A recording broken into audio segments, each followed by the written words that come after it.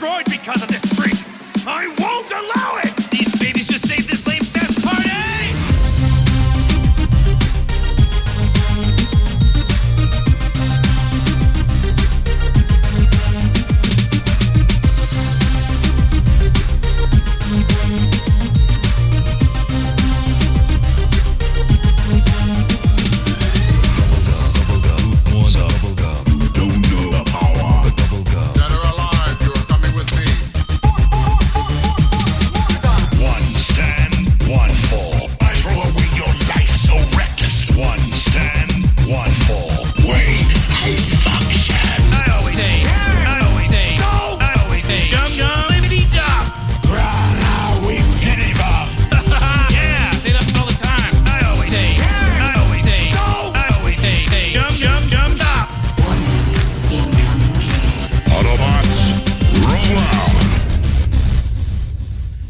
What's going on? You are listening to This Week in Geek.net. My name is Mike the Birdman, but I'm not alone as we trek through the wonderful time of April showers, bring Mayflowers. If it could stop raining, that would be great.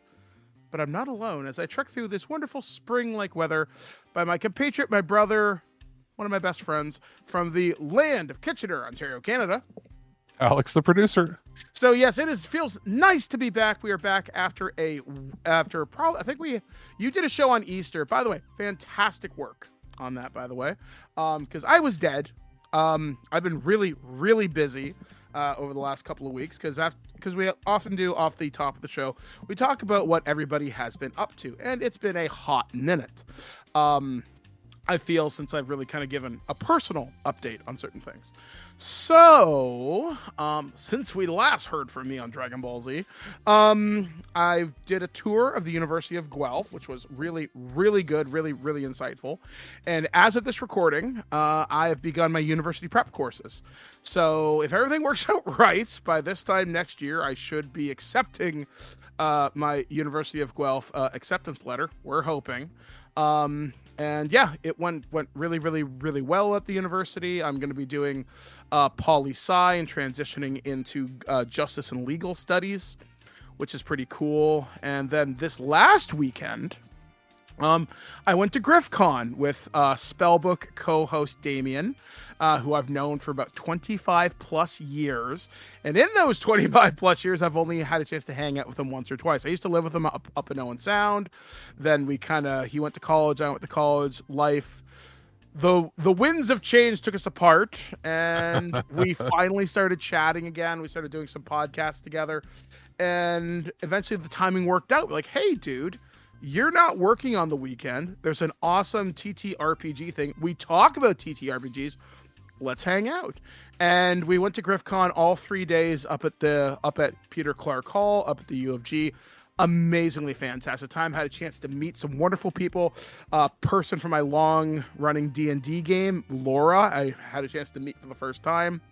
She also participates in my Dungeon Master for Hire service that I run on Sundays with a group of really wonderful people. And yeah, it was really great. We had a chance to play Call of Cthulhu together.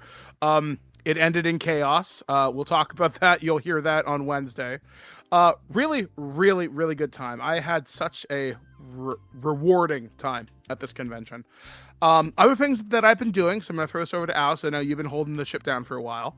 I got a review code for the PlayStation 5 port of Starfield. I've been working on that for about the last week or so. And I will say this, my review should be coming out shortly. Probably for next week's show. I like it more than I like the Xbox version, but the Xbox version was a lot more stable. Now, that could be because of the because of the integration of Creation Club, because I am using a significant amount of mods in my experience. Though, let me tell you, running around in Stormtrooper armor is really friggin' cool. If only there was things to actually do or see. Well, I don't know. When you start adding in the Creation Club stuff, you can, there's one mod I just downloaded last night. Someone had made a space station in orbit around Jameson, and somebody was also adding in fully voiced quests as well too. Like there is really good stuff on the Creative Club. Doing the job of the people that supposedly spent like $150 million making a game that was empty. Yeah, like I'm having fun, and it's weird because I'm still playing the Switch 2 port of Fallout 4, which performed better than I think people expected. I think it's friggin' fantastic. I've only had 3 crashes in like maybe 6 weeks. Starfield, I can expect to crash every couple hours. Depending on what I do, I can replicate those crashes over and over again. So load order when you're doing mods is always a big consideration. Some mods have said don't put this at the bottom of your load order, but that's a Bethesda game. It's not a bug, it's a feature. I don't think I think my argument is that not only should there not be mods to fix a game that was finished when it came out, I don't think their game should have mods, because the ability to have mods in those games breaks it more, but also you should just make your own game. Why don't they just release their engine for anybody to use to make their own games at this point and stop making the games themselves if they can't seem to do it right the first time? I don't know. Like one of the mods I installed, because it was really fun and it sounded weird to me, is you can turn every cop in the United Colonies, into a stormtrooper, which is really interesting when you start walking around Jameson and like a clone trooper walks past you, which is really cool. But some of them are interesting. Some of the immersion mods are really good. There's some good science-based one that adds more. I'm trying to think what it is. It changes how what minerals and what gases should be present on a certain planet. So it's like, hey, this biome doesn't necessarily fit. Like, why is there so much argon here? Why is there so much nitrogen? Okay. Again, how did they not get that right the first time? I think this is like the hardcore science dorks coming out and doing it. But again, you're not wrong. Did you remember that they advertised how they had all these space advisors to get the science right? Yeah. I'm trying to think then how did they get the minerals wrong on the planet? Like, especially when there's like, I know that there's like a bazillion planets you can land on. They're like, rah, rah. Okay. All you do in this, if a third person was able to just make a script that fixes it, how come they couldn't get that done at release? I wouldn't call it a fix. I would call it maybe more immersion. Other things I've seen that are interesting, obviously there's different clothes, there's different followers. Somebody added a really sassy robot. You can have R2-D2 follow you, BB-8. I've got a Wookiee following me now. I've got all these really crazy things. Like, no, like I'm not trying to sound down on it. It's just I'm consistently surprised at how many people apologize for their ineptitude. Yeah, like if I did have one critical complaint about it, is I think it could have used one more month of bug testing just to make sure certain bugs can't be replicated. Now, there is a thread currently on Reddit where it may be a news story where it's like players are demanding refunds, and somebody on there had made a really funny point about any criticism that will come out of Starfield, and they posted it, or they said, this is what every YouTube video is going to look like: AI thumbnail, gamer pulling their hair out, Todd Howard with evil glowing eyes. Yeah. Exact same argument most people have. Bethesda is falling. Why did they do this? End rant, grift money equal here. And I was like, you know what? You're not wrong. Because original thought in this space is very hard to get, but it has to be nuanced. My complaints are from a fundamental level, not against the games. My fundamental issues are with their entire corporate structure, how they develop games. I don't like the philosophy that they have, which is to do things they've always done the same exact way, lie by telling you they've changed something. And then, if you have any criticism, telling you it's your fault for not understanding their vision. That's how they've always portrayed the audience of detractors. I don't like that corporate philosophy. I reject the idea that an unfinished game should be finished by the audience. Yeah. I mean, I know there was, and then we should probably transition. Yeah. I was going to say, I know when the Switch 2 port of Skyrim came out and it was busted, I understand that it works now. I haven't updated my version for fear of it not working, but Well, I have a question. Why would anybody want to play it again? Like, how many times can you play the same game? I don't know. You're talking to the same person who finished The Last of Us 14 times, and Mass Effect, if not more so. Last of Us. Wrong person to ask. Last of Us 1 or 2 times is good enough for me. Mass Effect, I've done 3 or 4 times. Yeah, for me, and maybe this should almost be a topic for maybe like a RAM, and we'd love to have you on for this.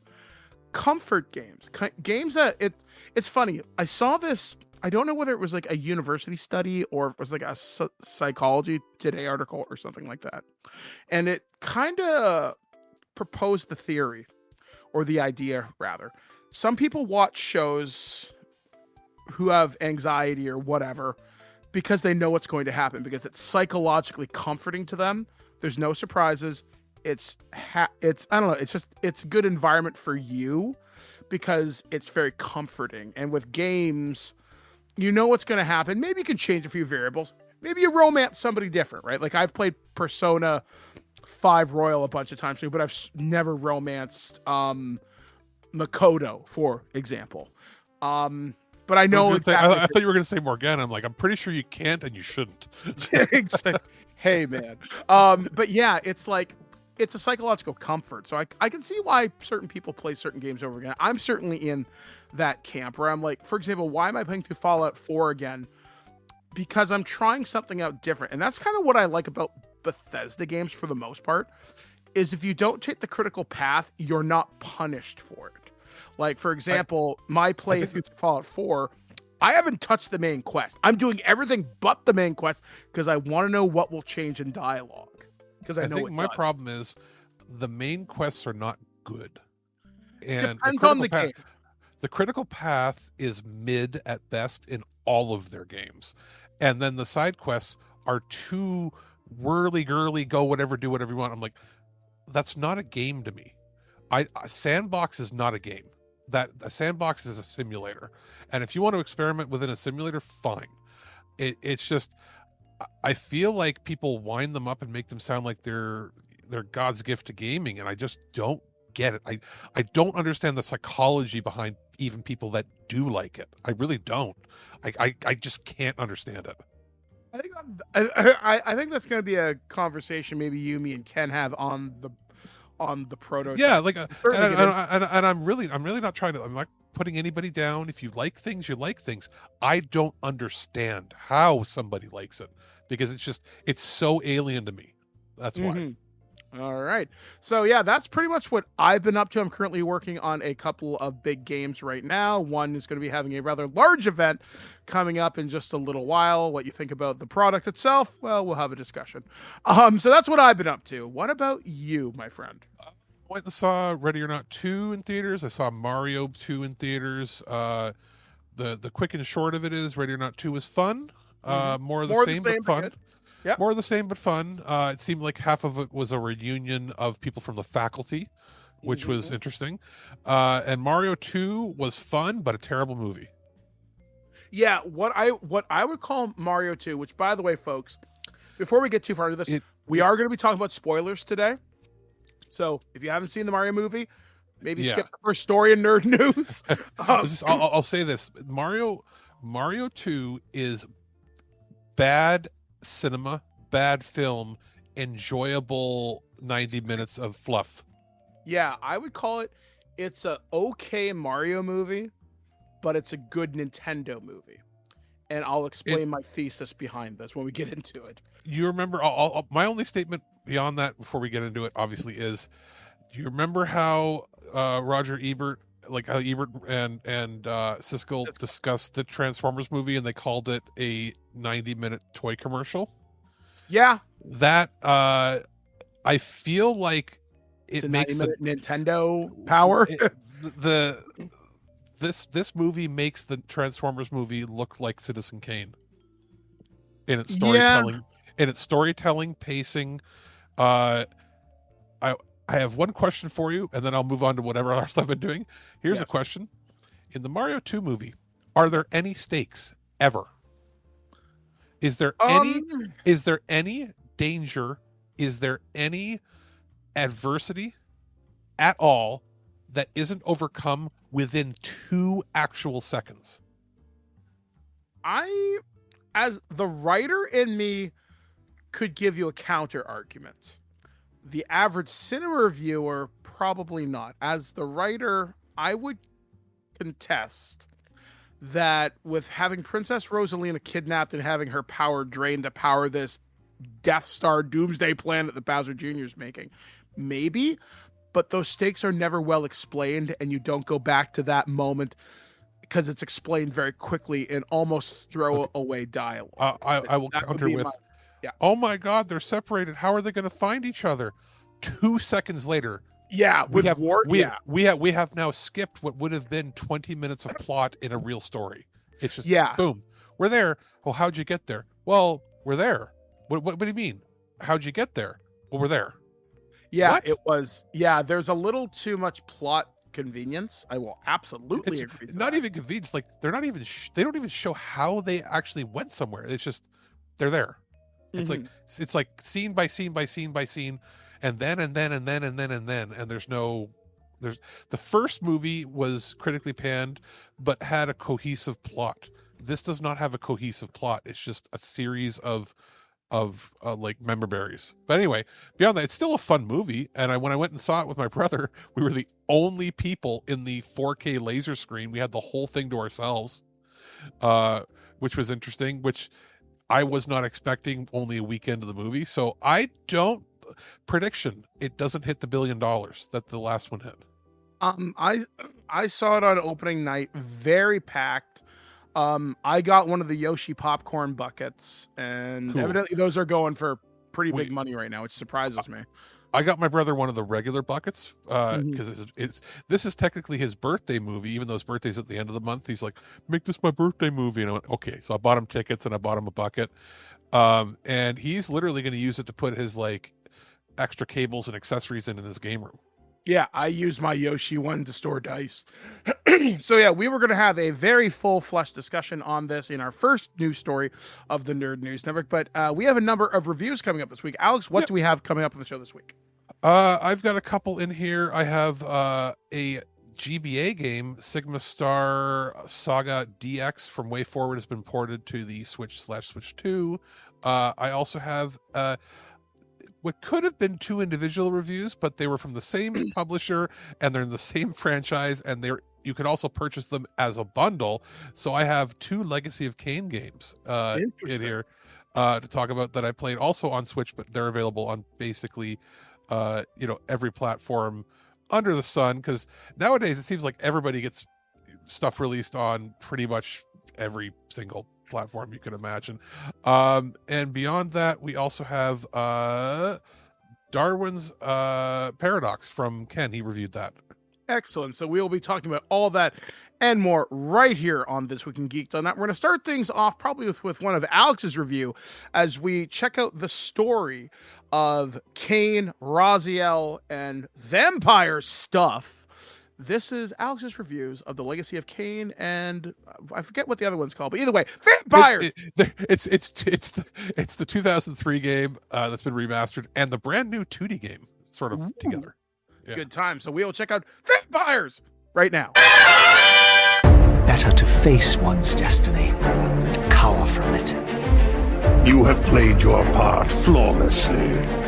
What manner of creature approaches? The coin is still turning, Raziel. Now, shall we?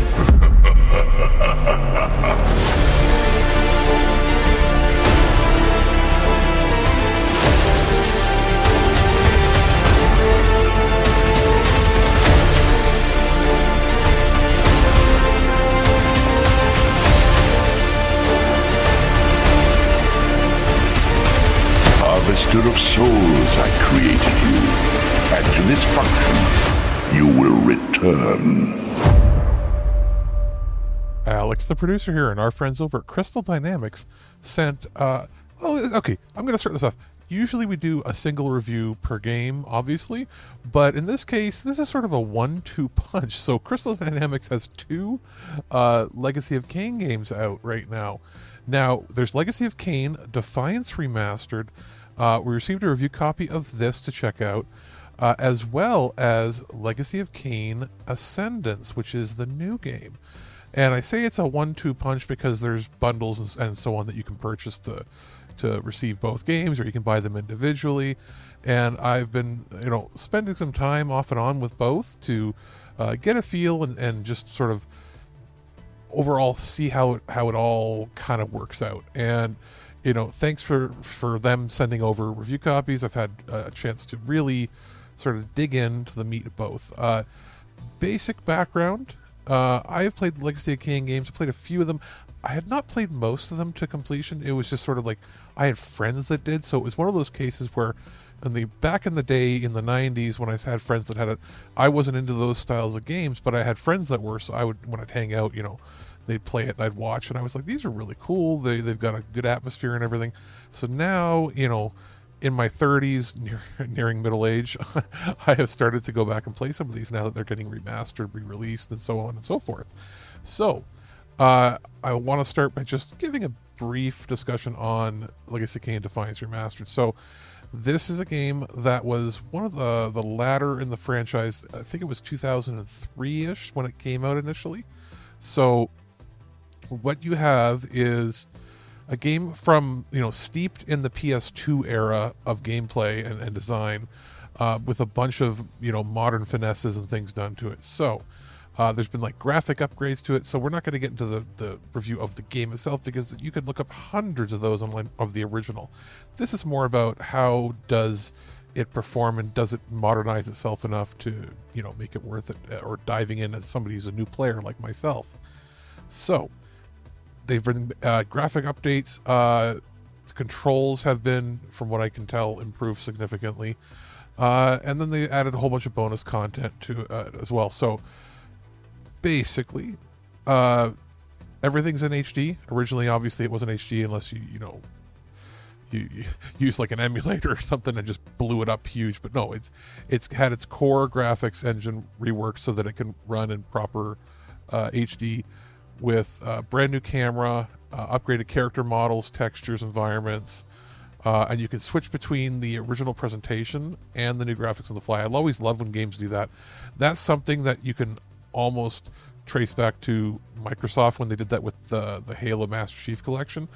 There might have been done previous to that, but I feel like that's what really popularized that, and I think that it's really cool that a lot of these companies are doing that. If the underlying, core game is still there and you can just flip it like that, that's pretty neat. The camera originally was like a fixed camera angle for everything, and from what I remember, people being a little frustrated with that. It was already feeling a little long in the tooth at that point. That's a very 90s thing for 3D games, and that had already started to fade away with the dual analogs being more popular with moving things around. Well, there's a new third-person camera which is designed for modern gameplay in mind, and it works really well. I love it. As far as other content is concerned, there has been a photo mode added, which is something that's a very distinctly 2020s thing to add, which is awesome. There's alternate character skins you can have on for your character. There is a lore reader. There's a bunch of unreleased content, lost levels that were originally cut for time constraints or development issues that have been finished and put in, which is pretty sweet. There's a few different versions of this game available. There is a standard edition, which is like $25 US. Check your region. Canada might be different based on conversions and so on and so forth, which is the base game. And then there is a deluxe edition for $5 more, which includes the base game, a comic book reader with 3 classic comics for it, as well as demo of an unreleased 6th game in the series, Legacy of Kain, The Dark Prophecy. You probably saw that advertised on a bunch of different websites and like on YouTube, and that people were talking about it. There's also the Heart of Darkness collection. That's retailing for about $45 US, which includes everything from the deluxe edition, plus a brand new 2D action platformer, Legacy of Kain Ascendance, which is why we're sort of doing this as a bit of a twofer here, because after receiving Legacy of Kain Defiance Remastered, I did also receive a review copy of Legacy of Kain Ascendance to check out. Now, this is actually full. Actually, I should mention this, that my copy of Legacy of Kain Ascendance is on the Nintendo Switch, and my copy of Legacy of Kain Defiance Remastered is also on Switch, and they work obviously on Switch too. So just mention that as far as platforms go, it's also available on PlayStation 5, Xbox, and PC. And in doing that, basically, if it works well on Switch, which it does, it'll work well on any of those other platforms, obviously. So I should mention that obviously on PC you can probably tweak it and do some more stuff with it. I did not get access to copies of that for there, but on Switch, this is how it works. Anywho, that the Legacy of Kain Ascendance game, which it's interesting. This is one of the first times I've seen where they've done, it's like a 2D action platformer, so it's 2D side-scrolling gameplay for many parts of it, and then there's PS1 3D sequences as well. So it is a prequel to Soul Reaver. So if you're somebody who's like big into the lore in that, that's where it's placed. You can sort of jump into it. You don't have to have played any previous ones. This can be your first game. No problem there. There is anime-inspired cinematics. It's pixel arty. It sort of fits right in with where a lot of these like Metroidvania games are sort of looking right now. But you play as a few different protagonists. I won't get into spoiling exactly everything happens there, but it takes place before the events of Soul Reaver, as I mentioned, and sort of sets up things. Let's say that. There is, if you're having a hard time playing it, like I'm not always the best at these games, there is a story mode, which makes you mostly invincible if you just want to get your way through it.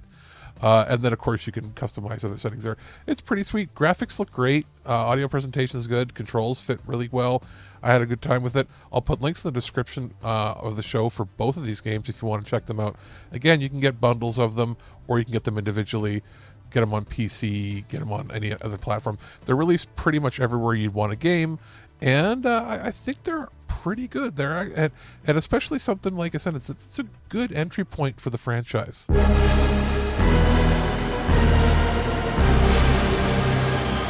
Cast him in.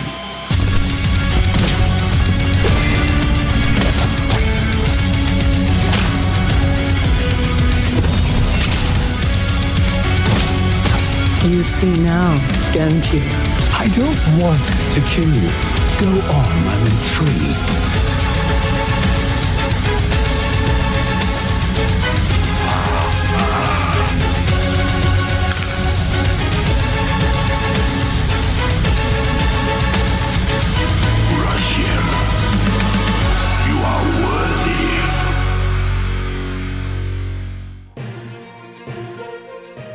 The Prime Minister of Sweden visited Washington today, and my tiny little nipples went to France. Gossip, rumors, panic in the streets. We're lucky. This Week in Geek News. Welcome back to thisweekingeek.net. My name is Mike. That's Alex. This is the Nerd News Network, only on thisweekingeek.net. And well, we're going to kick things off starting about the topic we were talking about a little bit during the intro there, about the Mario movie. So this story comes courtesy of Gizmodo.com, and it begins with the headline, "Don't hold your breath for a Super Smash Bros. Movie with the Super Mario Galaxy movie now in theater. Shigeru Miyamoto has doused fans' hope for a major Nintendo crossover." The first Super Mario Bros. Movie stayed largely in its own universe. However, with the release of its sequel, the Super Mario Galaxy movie, a few reveals have fans looking ahead at what the future might hold. Could the addition of characters like Fox McCloud tease a much larger team-up film in the future, sort of like the Super Smash Bros. Games? Not so fast, says Nintendo legend, Super Mario creator, and Super Mario Galaxy executive producer Shigeru Miyamoto. Quote, right off the bat, I'll say that unlike something like Super Smash Bros., I don't think you'll have a situation where all Nintendo characters would be joining, said Miyamoto in an interview with Polygon. His co-executive producer, Illumination CEO Chris Manadry, I don't know, I'm just going to call him Chris, expanded on that. Quote, "When you use the term universe, it conjures up for me the idea that there's this group of really smart people in a room with charts up on a wall, and they're planning the next 10 years of how all the characters might be weaving in and out of movies." He said, Our process is actually very different from that. It's much more geared towards conversations about would be fun within a certain scene in the movie. So these ideas come up based on, oh, wouldn't that be fun if the Pikmin appeared in the movie? Wouldn't that be fun? And then that conversation happens. If we had a fun idea, then we would look at Miyamoto-san just to make his own judgment about whether or not it feels right to him, but it's more incidental than it is strategic. That, it seems, would fly in the face of the fact that Fox McCloud from Star Fox is in the movie, but in another interview, Miyamoto explained that specific characters being an ace pilot fit into the specific idea for a movie, which sees the characters flying across the galaxy. Quote, when I got the proposal from Chris about including Star Fox in general from Nintendo's perspective, we tend to avoid mixing IPs, Miyamoto told Forbes. With that being said, though, as the creator of Star Fox in this movie taking place in space, I felt like I wanted to see that. I wanted to see what it would be like, but I also felt there may be a significant resistance internally about that idea. So after I got this proposal, I contacted the necessary parties involved and started lobbying activity here at Nintendo. I was surprised to find out a lot of people saw a lot of potential with it and was really excited to see what would come out of this. As for Kirby, Samus, Link, Pikachu, Sonic, Fox, Sonic, Pac-Man, and the rest, we'll probably not yet. Well, probably not yet, if ever. I have thoughts on this. I was kind of hoping, and again, spoilers, you have your chance to get out of here in 5, 4, 3, 2, 1. Here we go. I was hoping when they came to what essentially is Delfino Plaza from Mario Sunshine, and you see the Pikmin ship land and they run in the Star Fox, I was hoping in the background, if flying away, Samus's ship from Metroid. I thought the purple dragon that was conjured by Bowser Jr., I thought that was Ridley from Metroid. And I was thinking, okay, this could work. But if anything, if we got anything out of the Mario Galaxy movie, I would love to see a Star Fox movie. Or a mini series or something, and pop it on Netflix and throw a shit ton of money at it. Obviously, the rumors right now are that there's a new game in development for the summer or for the fall. Oh, I hope so. And I mean, if that's the case, I don't know. Okay, a new game would be great if it's in the original style. Or at this point, would it be almost better if the new game was a remake of the first N64 game, sort of like amalgamate them into telling the story from the beginning? Yeah, that's what I would do. Because the game came out in 94 for Star Fox? 94 and then like 97, 98. Now, here's a question. Was N64 the same? Like, was it the same game just remade? It was the same game, but expanded upon. Like, you still had to go to, fight Cross at the end and Star. Was Star Wolf in the first one? I think so, maybe. I don't remember. Star Wolf was in the 64 one. Yeah. I never beat the first game because it was too hard. I only got like 2 or 3 levels in. But like I assumed that 64 wasn't a sequel. It was like a remake or a reimagining of the original, right? Because I don't think the plot is any different. Like, not really. Because I know the N64 is Star Fox is the youngest member on the team, and he's going after his dad who's gone missing. Mm-hmm. In the first game, you're just defending the Lilat system against Andros. The dog tells you what to go do. It's not a case of like you're playing, like, it's not like in Super Nintendo you're playing his father, are you? Like, it's not like that sort of situation. Yeah, his father's gone missing. I think Andros killed him or something. And yeah, well, I know. I just remember it's been 25 years since I beat that game, but I remember at the end, you see your father, or you think your father's come to help you get out after Andros is going to blow up the whole planet, but it's never confirmed. Well, you see him talking to you, and he guides you out, and then they're like, "Fox, you're here!" Like all the friends, whoever survived that mission are there, and then he's like, "Yeah, thanks," and he turns to go thank his dad, and he's not there. Yeah, you're right. You're right. Yeah. And so like his dad's spirit came to help him. He's like, follow me, son. Don't worry, we're gonna get you out of here. And he helps him. He uses like his Force Ghost to help him out. Mm-hmm. And it's never. I don't think it's said in there. Maybe it is, because depending on the pathway you take. But like, I believe it's not said that he's dead. It's assumed he's dead, but he could still be lost in space or something. Like, Yeah. they could always explain it like Andros, trapped him and thought he'd killed him, but he got stuck in a wormhole or something, similar to the plot of, in this movie, how Star Fox is away from his team because he was caught in a wormhole. They could easily explain it like he was trying to follow his dad or something, and whatever. I had hoped Pikmin are in here because Miyamoto is insanely obsessed with. Well, he is obsessed with making that franchise the next big global thing. It's never going to do it. It's too niche for them, but he just loves it. That's why they put that in here to appease him, obviously, because let's be real, there will be 100 million people that buy a Mario game and 1 million people that buy, you know what I mean? It's like 1% of the Nintendo fandom really likes Pikmin, but they make sense to be there. What I was hoping was in where Peach is going and like chasing after the monkey to go after Wart, that part, and she's going through like is that the monkey from Super Monkey Ball, or is that just the monkey from like the newer games? I would have thought it was. I think it's from a newer game but like that's a Sega property, right? Even though Monkey Ball is it was made for Nintendo by Sega, right? Like, so it's not there. So it's not that. And a lot of people, I love that people thought it was going to be like, look what they've done to Diddy. It's like, that's not Diddy, you morons. But when she's traveling around the town, and it looks like Coruscant, out there, like Coruscant meets like Tokyo. Yeah. I was hoping that the chase was going to end up on the ground, and you were going to see F-Zero races happening in the city. That would have been cool.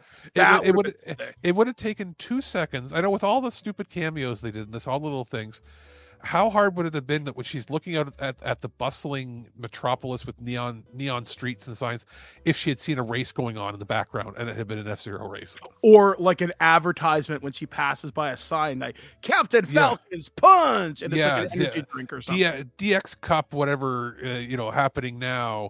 Have like you could have just had him in the, like, when she's running around to the casino or whatever, and you could have just had him bump into him while he's signing autographs. Yeah, and he could have said, nope, not for you, and just walked off. And you could have had someone really famous do like one line. Well, like when all the Starmie ninjas or whatever they're called, is it Starmie or Star, whatever they're called, ninjas, when they're attacking her, you could have just, if he was in there in the casino, you could have just had him give one punch to help or something. Yeah. And then it'd be like, oh, thank you. He's like, gotta go, got a jet or whatever, hops in the car and drives away. They could have done something like that. Or even as simple as, they did this big wide shot of the ground, and it's like, you could have just had the cars racing. Instead, it was basically, this was here to reintroduce Star Fox as, it's clear that they're doing a game. They're not making a movie, or at least not yet. But like, it's clear that they're making a game, or you would not have made him the most important character in the movie. Yeah, like one other thing. Now, my theater had a very loud reaction to these two cameos. When Rob showed up, we knew he was in the marketing, so that was fine. But everybody had a really fun time with that. They clearly sampled the actual audio of a Rob moving. Yeah, which I thought was really kind of fun. But the cameo that fucking blew the lid off my my screening was Mr. Game & Watch. Really? Yeah, we're like, what the fuck? And there were little kids even there like, what the hell? And everyone, like, that theater went, like, there was clapping, there was cheering. It was awesome. Because I'm surprised that I saw that. My brother and I, my brother goes, what the hell is that? And I went, oh, it's from the Game & Watch. And he goes, huh? And I went, yeah, it's kind of neat. Like, that's how I felt. Because, like, I feel like you have to be a big Smash fan to care. Yeah, and Smash is still super popular among younger gamers and, like, I'd say younger millennials, I would argue, and obviously around my age group, but we're the older Melee. Like Smash is not a Gen X title, really. Like, the Gen X people stopped playing Smash with Melee came out. I would say like the Wii U and Ultimate games, Smash is the millennial and older Gen Z stuff, right? So I can see why that's big. the little kids would have no idea, right? Like the little kids would have no idea what Game & Watch is. They just think it's kind of funny or cute. I am surprised they didn't go for another deep cut anywhere. Like there was no Ness showing up for Earthbound, probably because if they did that, every single comment would be, "Where the fuck is Mother 3?" It would be goddamn endless. But I thought that I was surprised, like because of Miyamoto putting in, like, if the Pikmin are in there, and that's a very niche title. I'm surprised they didn't have like more Easter eggs in the background, like Dylan from Dylan's Rolling, whatever it's called. The 2 or 3 games they did on DS, like that 99% of people only know about from Street Pass puzzles. The ARM guys could have been walking through the plaza. Yeah, well, we know that's unfortunate. That's a dead franchise, like dead. But like, I'm surprised that they, obviously they're saving the mainline Mario stuff for other movies, but like. And they're not going to do Kirby, because I have a feeling Kirby, if they do a Smash Brothers or some other galactic-based movie, it's going to be centered around Kirby, if anything. But like other franchises, like I think F-Zero was the really surprising one. That's what I expected. I expected when they announced and when, if you remember when the trailer first dropped, or the teaser and the poster, I said in the group chat, I was like, I'm pretty sure that's Fox. When there was like just like a shoulder of a person, and then like a few weeks later, another trailer came out, and it's like they showed up like, it is Fox. I'm like, God damn it, I figured that out. But I had figured it would be F-Zero in that, because F-Zero is not something that could survive on its own as a movie. Yeah, I was hoping they said I wanted Metroid, and I just needed Samus's ship. I did not need the fusion suit, just in the background flying away like the Falcon is in First Contact. For they like they may save that, but also at the same time, I get the feeling Miyamoto is upset that those games have not sold well. I could believe it, because I think Metroid Prime 4 did okay, but not great. It did very bad considering the development cost of how, and it was in development for like 9 years. Yeah. Now it's still cheaper than others, but it's not, and this is not a to blame Retro that worked on it, right? Because they only came onto it 4 years ago. But it was the other team. But they people don't realize, like, Metroid is really popular with like people our age that played a lot of used copies of it. Like it never really sold that well outside of North America ever. I would argue its biggest sales were the Metroid Prime when it first came out for the GameCube. Prime and Super Metroid, and then maybe Zero Mission for the Game Boy, maybe or Game Boy Advance, sorry. Those three probably. I would. What's the one that came out that was it Dread? Yeah, Dread's the one that came out for the Switch. I really liked it, but it was friggin' hard. I think that sold 1 million, but again, like, they're not these big blockbuster games, and neither was Star Fox. But I feel like Star Fox, for some reason, I think that now he's thinking that it's a good franchise to go with.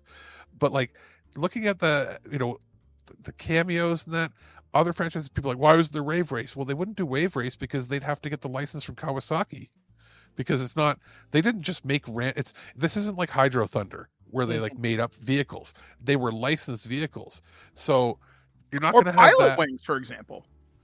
Well, that's what I was surprised. Like, if they didn't have Nest, they could have had Pilot Wings. They could have had, but again, Pilot Wings is basically gone.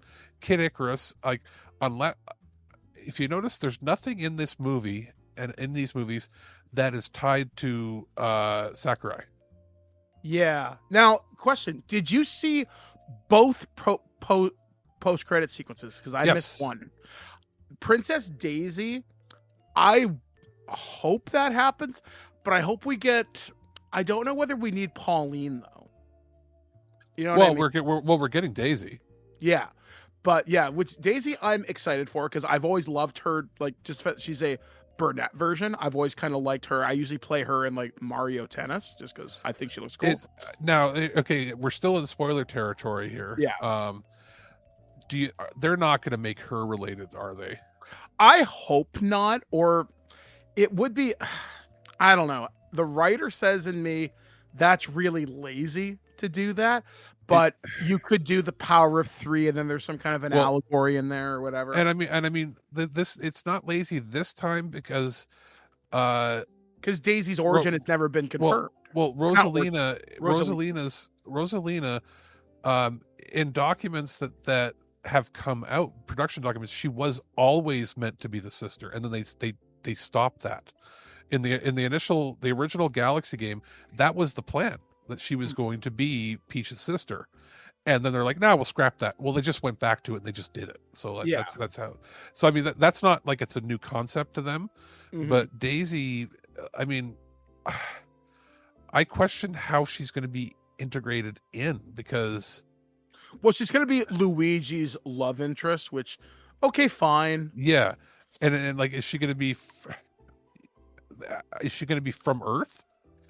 Yeah, Or- I mean, there was one thing. I saw someone bring this up, and I think it was either on Reddit or maybe on X or something. Someone had brought up the plot point, like, does it not seem like Yoshi's integration into the group was just hand waved away? Yoshi's in like 3 minutes of footage of like where he's like the focus point. But it just seems like Toad, like, he makes this big deal of like, oh, look, we're just going to have a new guy hang out with us. Cool. And Yoshi just does his own thing and helps them out. And yeah, you're right. He's the focus for a few scenes, like the baby Mario stuff, which I thought was actually kind of funny. But it's like, I don't know. I wish I'd seen... Yoshi was used for the excuse to use the only 2 licensed songs in the movie. Yeah. And Bowser, I don't know. His art, I feel like there could have been so much, like, I'm not expecting Shakespeare, right? I'm not expecting this deep storytelling here. The dialogue and story was so secondary in this film, it's not even funny. Oh yeah, and it's clear that Jack Black's having a blast, because I don't think he really phones in anything, because I think he's a guy who genuinely enjoys whatever he does. It looked like they mocapped him for a lot of the mannerisms this time, where they didn't. Last time they didn't do that. This time, when he's like spinning around, he's showing his paintings. It was very much the way he moves in real life. Every other performance was good. Chris Pratt is the laziest voice actor ever, though. He's even lazier in this one. Yeah, there's a couple. There was a couple scenes in this where I swear to God, his inflection was, "Hey, let's go do this." Yeah, it seemed very tired, and they accepted that as a take. Yeah, the guy who plays Toad, the guy from Key and Peele, I can't remember his name. Yeah. I liked him. Donald Glover as Yoshi, kind of a wasted voice talent, but whatever. Anna Taylor-Joy as Peach was fine. Alison Brie as Rosalina didn't get a lot to say, really. Well, there's nothing to the characters. Nintendo makes their characters bland on purpose because they want them to be universally liked. Yeah, I can't think. I don't know who voiced Bowser Jr. He was fine. I don't know who did Wart. Oh, it's Lou Guzman. Oh, okay, yeah, that I thought was kind of fun. He's the only one that sounded like himself, because he's always himself. And when I watched, when he was coming up, I'm like, they making Lou Guzman be Scarface essentially in this. I'm like, okay. So obviously, I'm going to assume that Daisy has something to do with Wart. That'd be kind of interesting, actually. Like, when I saw the Mario 2 bad guys, when I saw Mauser, when I saw Birdo, and I saw the Pokies, I was like, because Mario 2 is a very big part of my childhood. And that thrilled the shit out of me. I was hoping Birdo and Mauser would say something. They didn't, but that's fine. Ward, I thought, was wonderful. I don't think they ever name him in the movie, but if you know, you know. So, I don't know. I wanted more from this. I had a lot of fun. Yeah. But I was left unsatisfied. It's enjoyable while it happens, but I have a question for you. Could you ever see yourself watching it more than one more time? Yes. We were talking, maybe to see all the little things, but like, we were talking about comfort. This is not a comfort movie. No, this is okay. This is what I think is going to end up happening to both of these movies. When this movie comes out on to media, when it's physically or digitally released, we're going to do a loose cannon on this, and you're going to come on the show with us. Yeah, I'm going to watch. And I want to see, where did things go right? Where did things go wrong? where's the direction for this? Like, what do you call the next movie? I'll Sunshine? predict this. If we go to, I have a feeling that in looking at it, this movie is the prime example of, hey, we have about 20 storyboarded shots that we want to have because we think they would look cool. Let's find a way to string them together into one story. Okay. I don't think they had a story before they had ideas for cool scenes. Yeah, like this feels like a movie by committee. Yeah, so I mean, beyond that, it feels like a movie made to show Miyamoto cool movie trailer scenes. Yeah, because Nintendo proper has never been good at storytelling. They're about the feel and how it feels to play. As far as like any of the games that are Nintendo first party or second party games that are made by them that are heavier in story, Miyamoto's never touched. He's not a story guy, and he will admit it. Sakurai is closer to being a story guy.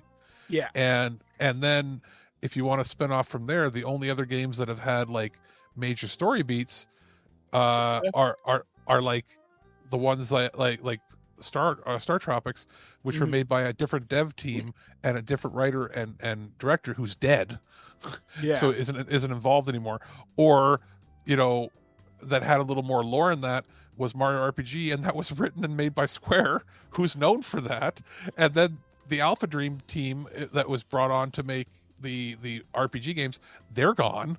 So now, and any game that's come in the Mario RPG, Paper Mario games that has come since have been criticized for not having good stories. They're not known as a great story company. Now, here's a question for you, though we should probably move on to our next story. Yeah. So final exit topic on this one. Does it make me maybe that's a rephrase. I am not excited for the Zelda movie. Oh, it's going to be bad. And I can tell you right now, you know why it's going to be bad? Why? Do you know who the writer is? Who's the writer? The writer who wrote Morbius. Oh. As far as I know, it's the same. It's the same production team. And I saw that pop up online. And I was like, "You got to be kidding me!"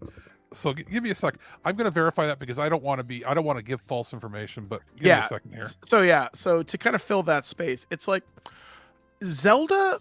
I like the initial Zelda 1, Zelda 2, Link to the Past, but now Zelda has this huge convoluted storyline. Like I bought a book a couple years ago. I think it's called the Encyclopedia Hyrulean or something like that. It's like this huge book. And it tries to explain the timeline, how every story in Zelda is connected. Now, you and I have both reviewed the Age of Calamity or Age of whatever, those Dynasty Warriors games. And those I had a lot of fun with. I haven't played Breath of the Wild. I own it. And I have the other one. I can't remember what it's called. And I don't know. And I don't want to be old man Ashkui yells at Cloud. Not Cloud from Final Fantasy. But maybe him too. It's just I'm not engaged with the Zelda storyline. I'd much rather see Metroid. I'd much rather see Kirby.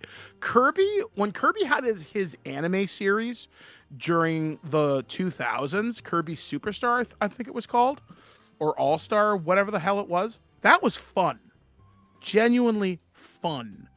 And Kirby is this little pink dude, and you could introduce the human characters or whatever else, King DDD or whoever, to be the voice while Kirby makes little cooey noises or whatever. I don't know. I like Nintendo properties, but I don't know if I care about Nintendo movies. Okay, so no, sorry, it's not the writers. It is the production team and the same producer of Morbius, Madam Web, and Kraven the Hunter. See, I liked Kraven. The other ones, there were small shining things in those ones, but I don't see why you would go with that team. Like, so it's do they have blackmail on somebody or like yeah, what? It's Avi Arad producing it. Right. And unlike Spider-Man Brand New Day, where he's listed as a producer but has zero input. He's listed because I guess legal reasons. Yeah, he's listed for legal reasons. he with the Zelda movie is the sole major producer with Miyamoto. Well, And let's hopefully Miyamoto-san knows what he's doing. the director is the director of the Maze Runner movies, which Okay, so that's not bad. That's not terrible. fine. That's fine. And then the writers, Detective Pikachu. Okay. Yeah, okay, that's cool. I'm in. That's a sequel I want. Give me Detective Pikachu too. Before this, but also wrote Jurassic World: Fallen Kingdom. So the bad one, and they're all bad, but yeah, the really bad one. Yeah, well, not the worst one, not the newest one. It's the really bad. It's the really. This is the really disappointing one. Yeah, it's the one we wanted, and they bring everybody back, and you're like, why? Now, the only thing that this person has written that was actually good was Kong Skull Island. Okay, so totally fair there. So it has a chance as long as Avi Arad and his production team don't fuck with it so much. Yeah, it's not as bad as I thought, because I saw all the things like Morbius production and writing. I was like, no. If it's written by the Morbius people, that's the end of it, and somebody should tell Miyamoto to just kill everybody involved in the film. a mysterious explosion happens. All right, so I won't be as doom and gloom, so don't come for me. But I will say this: if Avi Arad gets his paws on it, the fact that he's listed as the main producer, not just executive producer, he's in charge of putting the team together. This is gonna be bad, son. That dude killed like all the X-Men franchise, and basically he basically killed Fox, man. Like. And Spider-Man and all the other stuff, like everything that he's been in touch of, like the fact that he's got a stranglehold with Sony. The only reason that the new Spider-Man is going to be good is because Kevin Feige basically is in control, and he can tell him, "Hey, Avi, shut the fuck up, shut the fuck up, and leave this shit alone." Like, because when it's like, Disney don't fuck around no more, right? So yeah, exactly, because they need a success. They've had too many issues that they're just like they're not fucking around, and Sony is in dire shit that they can't fuck around. I feel like they keep that guy around because he's got like some blackmail on them or something. Yeah, you would wonder. All right, so our next story comes courtesy of Variety.com. Animorphs TV show in development at Disney Plus. Ryan Coogler's Proximity Media to produce. This is an exclusive story to Variety. An Animorphs TV series is in early development at Disney Plus. Variety has learned exclusively. Bayan Walcott is tasked to write and executive produce the adaptation with Ryan Coogler, Sev Onithian, Zinzi Coogler executive producing on behalf of Proximity Media. Lola Luchis and Caitlin Friedman executive produce via Scholastic, and Scholastic having published the books on which the show is based on. 20th Television is the studio. Proximity's Media, Simone Harris, Vice President and Head of Television, and Desi Kalagos, Director of Development of TV, will also oversee the project. The official tagline states, the show follows a group of teenagers who uncover a hidden threat lurking beneath their everyday lives, all while judging relationships, curfews, and the chaos of high school. The book series, which was created by Catherine Applegate and her husband, Michael Grant, followed a group of teenagers, Jake, Marco, Cassie, Rachel, and Tobias, who discover the Earth is being secretly overtaken by a parasitic alien race known as the Yeerks. The group meets a dying alien of the Andalite race, which has been fighting the Yeerks in their expansion across the galaxy. The Andalite gives them the ability to morph into any animal they've touched by absorbing the animal's DNA. They use this power to launch a secret resistance against the Yeerks to save the world. They are later joined by Axe, a young Andalite stranded on Earth. There were 54 main books in the Animorphs series, beginning with the invasion in 1996, concluding with the beginning in 2001. Each book was told from the first-person perspective of one of the main characters. There were several companion novels like the Hork Bajir Chronicles, the Andalite Chronicles, and Visser. They have sold more than 35 million copies worldwide. Walcott most recently worked as the supervising producer on Hulu's The Testaments and wrote for the FX series Class of 09. He also worked on shows including The Summer I Turned Pretty, Impeachment, American Crime Story. He's repped by UTA, Echo Link, blah, blah, blah, blah, blah, blah, blah. A lot of it just kind of goes into this. Ryan Coogler did Sinners most recently, won an Oscar for that, but he's also working on a reboot for The X-Files, which I'm very excited for. I want to see this happen. There was a live action TV show that lasted for 2 seasons back on Nickelodeon. We had it on YTV in Canada. I want this to work. My God, I want this to work. The question was, which Ashmore was in it? Was it the good Ashmore or the? It's probably not the good Ashmore. I think it's not. It was Sean. So okay, he was the good. It's the. Okay. If we ever talk to them, I got to apologize because that's how as kids we always referred to it was, if you did movies you were the good actor, if you did TV you were the bad actor. When that's not necessarily the thing, like because it's just that the one brother did movies like Marvel movies, and the one brother mostly did television. One of them did Quantum Break, didn't they? That's Sean. Yeah. Sean. Okay. When it comes to video games, Sean. The one that's done the Iceman is also in the Alan Wake universe. Yes. Of games. Which I think I've met Sean, but I'm not sure. I don't remember. Aaron is the one that's had a much longer career on different television shows. He was on Smallville. Or was he on that The Boys? Or was that Sean?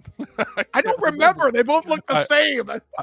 Aaron, I believe, right now has been on The Rookie, the cop show for like 7 or 8 years. With Nathan Fillion. Yeah. But at the same time, occasionally they will both do television, and then I get very confused and I say, "Get in your fucking lane, Sean. Go back to movies because you confuse me, you goddamn twin." We're a name tag. Yes. Yes. Or what do you shave your head and what do you not shave your head? Do something like that because you're freaking me out. One of you needs to get massively overweight because then we can be like, oh, so the chubster is this one. But we can't do that right now because you still look in shape, you goddamn freaks. Anyway, one of the Ashmores was in that. And what I remember about the Animorphs TV show more than anything is there's an episode where he's playing the Beast Wars N64 game.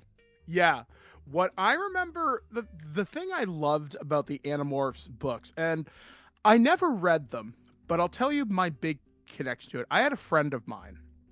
We're not friends anymore, unfortunately, but one of my childhood best friends, his name was Ryan. And he was very into the Animorphs. He had all the toys. He watched all the shows. He read all the books. And I knew the lore through him. And he would talk to me about it, and I would ask questions. And I knew so much about it just by having these conversations. And I always thought it was so cool. Like, for example, when you touch an animal's DNA, you can turn into them, right? The problem is if you stay in an animal form too long, you get stuck. So one of the characters, Tobias, if I remember this correctly, he touched an eagle and he got stuck in the eagle because he got stuck in like an air duct. And there were all these yerks hiding outside this room or something. He's like, guys, I can't leave. I can listen to what's going on because this is really friggin' important. But I'm making a sacrifice play here. I'm stuck like this. And eventually I think they meet another Andalite and they can figure it out or whatever. See, when the book came out, you were probably a little too old. Yeah, I was high school for sure. I was 9. Yeah, so you were at the prime age for that. And during the I don't know, is Scholastic a thing in the States or is it just Canada? Okay. When we would do the Scholastic Book Fair 2 or 3 times a year. I think it was 2 times a year usually, right? Like one in the fall, one in the spring.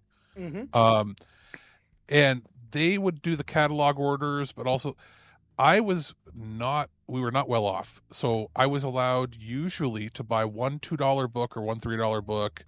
Basically, I would get a $5 limit. My parents would do that. They'd be like, okay, we can do $5 this time. And that usually meant I would end up with like a bookmark or something because there'd be like, 50 cents or $1 left over. But the first, I think it was 3 Animorphs books, 3 or 4. The first 3 or 4 were $1 each in the Scholastic order. And then they would go to their $5 or whatever it was MSRP after that. So I would always get a Goosebumps book for $2 or $3, and then I would get 1 or 2 books that were whatever they were offering for $1.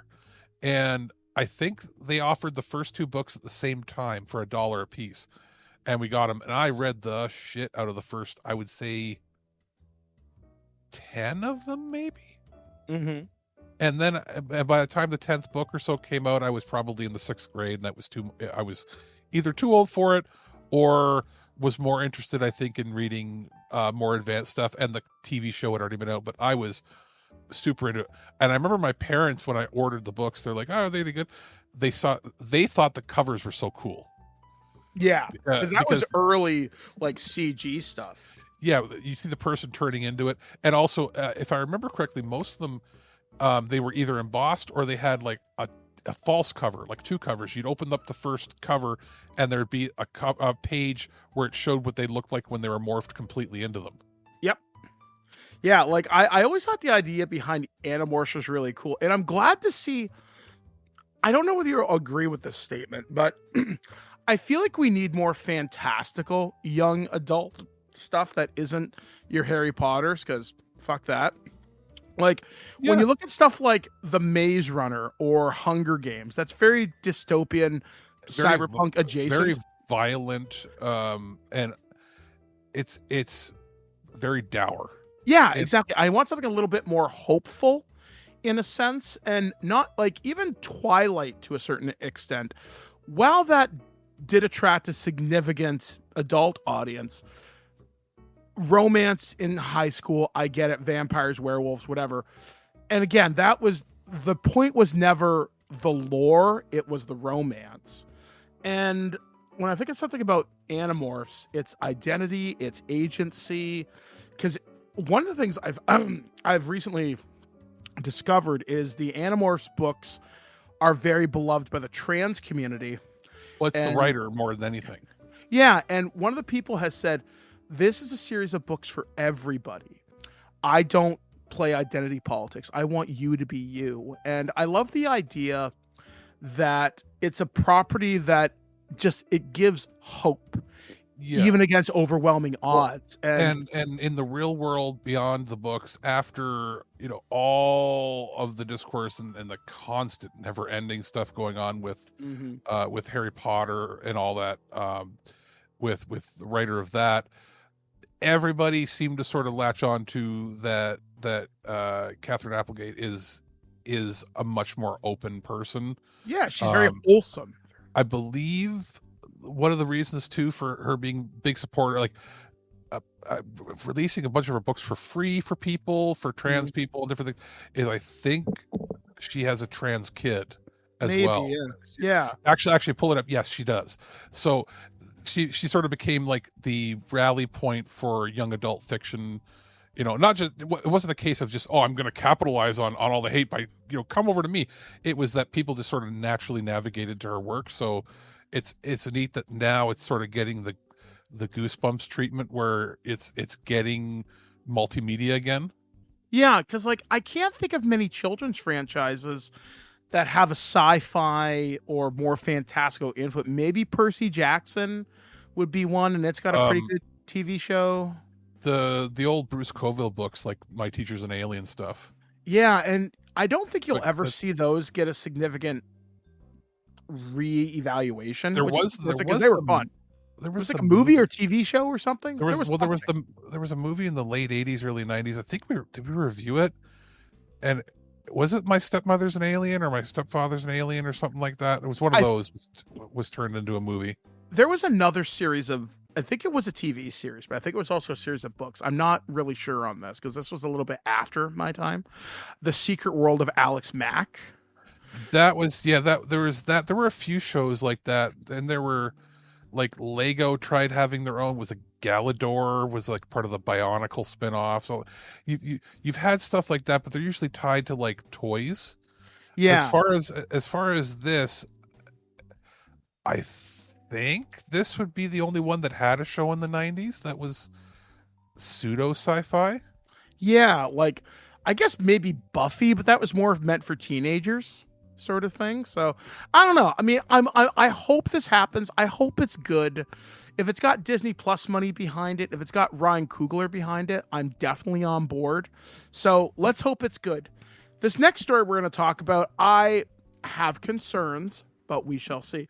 I'm trying not to sneeze, so if I sneeze during this, I'm really sorry. This comes courtesy of IGN. Mass Effect Prime video series. Amazon TV boss reportedly requests rewrites to make it, quote, more appealing to non-gamers.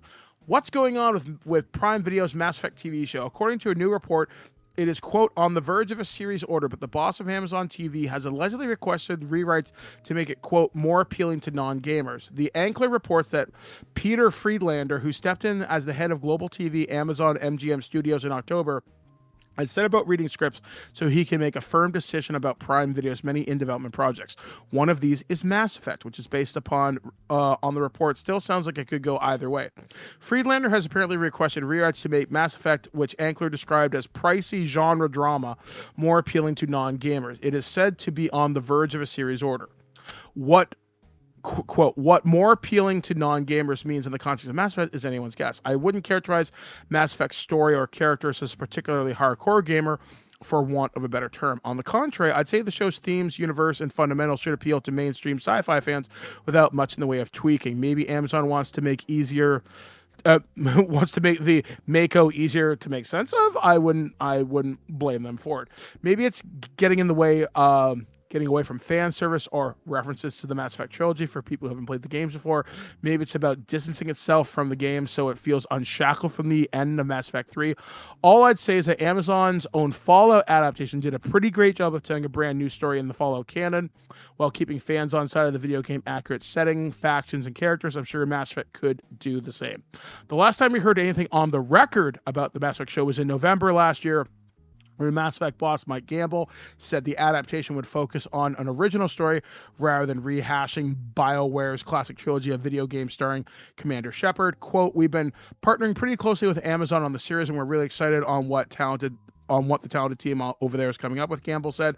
The writer's room is going strong. We've got a lot figured out and how it fits within the Mass Effect canon, where it sits respective to the new game. The show will explore a brand new story within the universe's timeline, will be set after the original trilogy. It won't be a retread of Commander Shepard's story because, after all, that's your story, isn't it?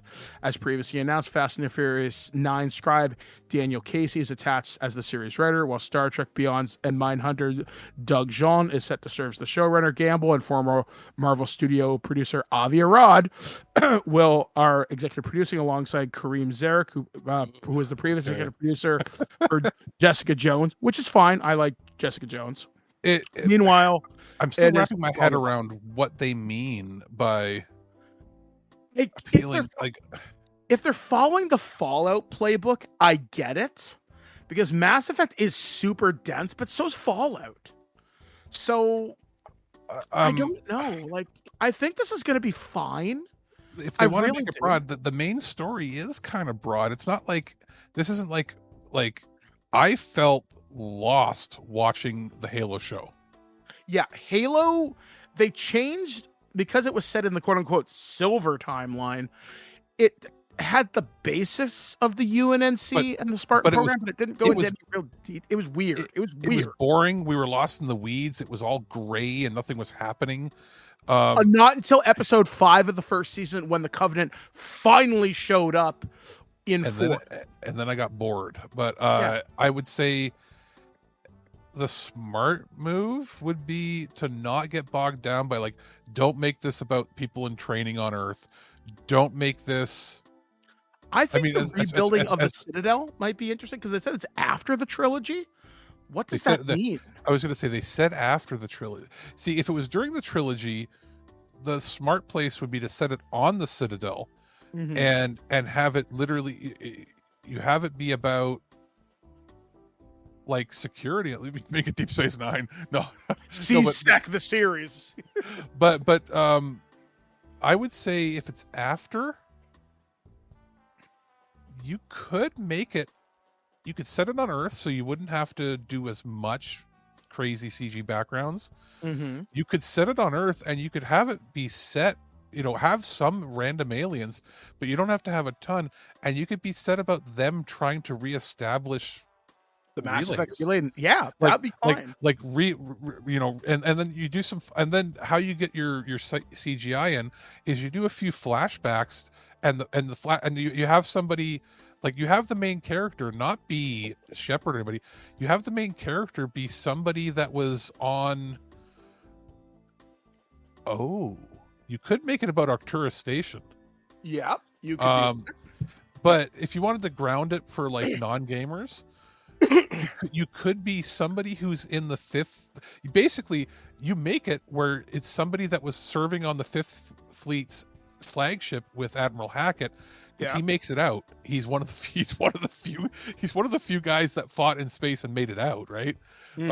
Basically, during the course of that game, almost every other Earth admiral dies. Yep, we lost Anderson. We lost everybody else. We lost Dina everybody sucked. Yeah. We basically we kept Hackett because Hackett is a motherfucker, and he's if you remember in the beginning of the third game, and they're like, when they lose contact with Earth and everything, and it's like Hackett, they're like, we lost contact with Hackett, and he just basically uses analog video to contact you through like old radio waves on a ship. It's not even like digital, and he's like, hey, what happened? He's like, he basically went into fucking hiding. He didn't listen to Earth Command at all. And he ran because he was smart. Yeah, he took his fleet and ran and didn't ask for permission. Even though he's a 5-star admiral, whatever it is, when they're all arguing on Earth about what's going to happen, he was already making plans without telling them, and he was moving his fleet around without telling anybody. And if you read like the ephemera and you hear like the little bits and pieces talking, you read everything. Dude knew what was going to happen, because what was he the admiral of? He was the admiral of essentially the CIA. He was like the reconnaissance, like his fleet, the Fifth Fleet, was basically spies. It was powerful fleet, but it was mostly spies. And he is just like, he's like, they're coming. I believe Shepard, because he was in charge of what was it, Leviathan, the few missions that he sends you on, Overlord and all that. He knows more that's going on. He also knows that people on Earth aren't going to fucking listen. And so he makes it out. But so you can have it where it's about somebody who served on there, and you have flashbacks to like the final battle and the Citadel blowing up, and then maybe that's how you could have. I know he's really old, but you could have him show up maybe for one scene as Admiral Hackett in person. Yeah, I would love to see Lance do something. Just one thing. Or if he's not going to be physically in there, you could have it be somebody who served on the ship, and you hear his voice, or not on his ship. You're on another ship. You're on one of the other random ships fighting at the very end, because we're fighting for the survival of Earth. Or you could set it so that maybe it's not even that. Maybe you're hearing stories because maybe you're the kid of somebody who served, or you were born on that ship. You're a child on some ship, or something happened, and you just hear, hack it out. You hear like a few communications. Or what would be more interesting, what if it's the main character of this was somebody who was indoctrinated and is now the signal's off? I think that'd be interesting for someone who was like a former Cerberus agent. Be like, maybe I was wrong. And, maybe this is their atonement to our family was indoctrinated. Maybe, I wouldn't do the relationship to the elusive man, but yeah, you could do so much stuff here. Okay, how about this? Instead of being an Earth, you make the show take place on Eden Prime. The rebuilding of the colony, yeah. Maybe they find more Prothean shit. They're rebuilding, but they're cut off from Earth because we can't go through the port. There's no gates anymore. There's no mass relays. So you could set it on a colony planet that's farther away, that they're stranded, and maybe now they're just reestablishing. Communication has now been reestablished. That's how you set it up, and they're started rebuilding, but they're sort of stuck. So you could make the planet look however you want. So you could film the whole show in New Zealand and be like, why does it look like Earth? Because we pick colony planets that look like Earth. Yeah, I think this could be really good. Yeah. Because for example, I think the Fallout TV series, I got Blair invested. For those of you that don't know, that's surprising. I was a little less interested in the new season when I watched it. Yeah, because the new season is a lot of fan service. If you know New Vegas, which I played through during our break, I think it's the mystery is gone. I think the first season had a lot of weird, mysterious things, like you were discovering a lot, and I feel like this one was a little more showy. Well, yeah, because we had You had Death Claws, you had Assaultron, or not Assaultrons, the cowboy robots, you had ghouls, you had the King showed up. There was a lot of nice Easter eggs there. The story was fairly consistent, I will agree, or I will say it was more showy.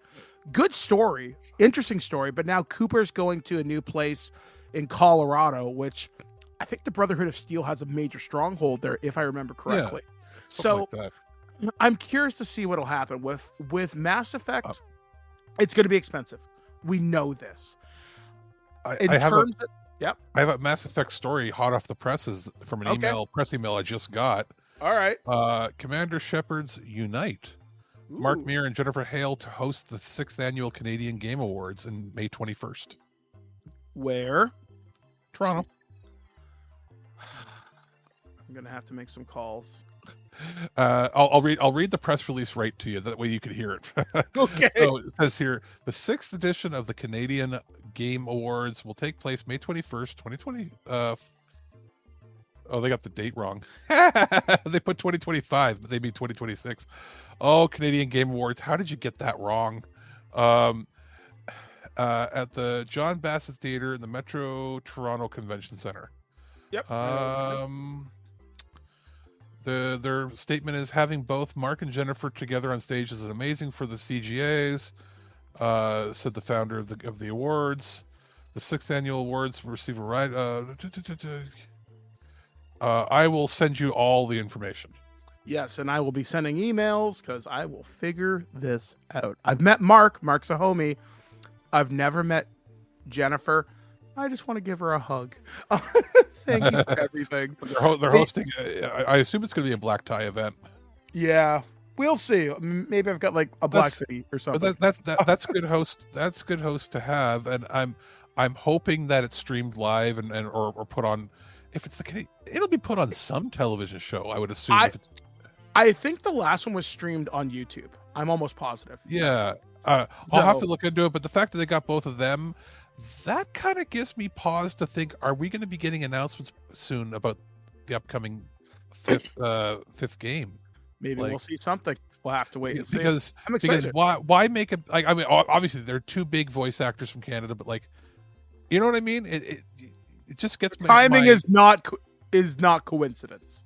Yeah, to have both of them and then have the whole announcement be around them being Commander Shepard. It's not like this is the same year that the Legendary Edition came out. We're now many years past that. Mm-hmm. I don't think they've worked on very much together outside of that. So there's been a few projects, I think, but I'm not 100% sure. I mean, we're pretty much, it's been confirmed that the new game is about trying to find Shepard, right?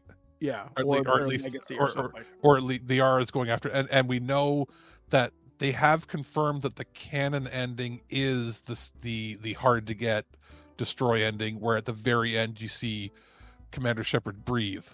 Yeah. So is this a hint that they're going to announce that they're going to be back to voice in the new game? Maybe. Even if Shepard is not the focal point, like maybe Shepard's only, like, are they going to pull a thing where Shepard's only in the very end for a scene or two or something? But it would be interesting. So anyway, I thought I would just break in with that because literally that email came within like 5 minutes ago. I love it.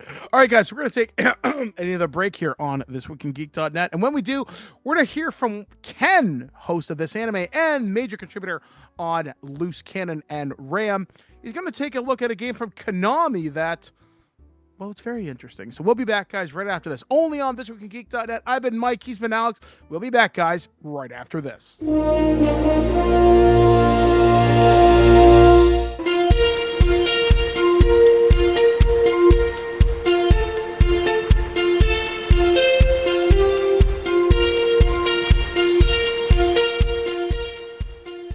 Hey guys, Ken Reels here, and welcome to my review for Darwin's Paradox.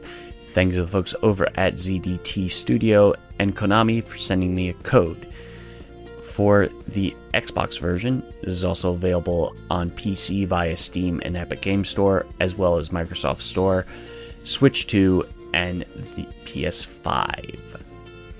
This is a side-scrolling platformer with puzzle elements where you can play as an octopus by the name of Darwin as he's ripped from his home by mysterious circumstances and winds up in an industrial complex as he goes about finding a lost friend. And the style of this game is akin to something like the Abe's Odyssey games, both in its gameplay and style of humor during cutscenes. You go about figuring out environmental puzzles as you continue a near seamless journey from the ocean to a garbage dump to a factory and many, many more locations. Honestly, while it has your standard what am I supposed to do moments of the game, you can probably figure it out just by your own brain, or you can use the game's hint mode, which you can toggle on and off at leisure. However, when you do have that hint mode on, it does put a giant hint prompt at the bottom of the screen at all times, which is why I primarily toggled it off during my playthrough. It's a fun time, and I would say if you have maybe a younger kid somewhere around 8 to 10 years old, they wouldn't have a hard time playing it. It would still be a fun time, but there might be, depending on the kid, a situation where you could just play past the controller style, or you would play it yourself and they would be watching you. Feature-wise, on the Xbox and PC, however, since from what I can tell, this is a Play Anywhere title, there is no indication on the page whether it is a Play Anywhere title, and actually none of these tags are even remotely on the Microsoft Store page, so I have no necessarily idea what features it has. I'm just telling you from my experience, these are the features that I have seen with my own eyes. There is Dolby Atmos support. There is an uncapped frame rate of up to 120 FPS on PC and Xbox.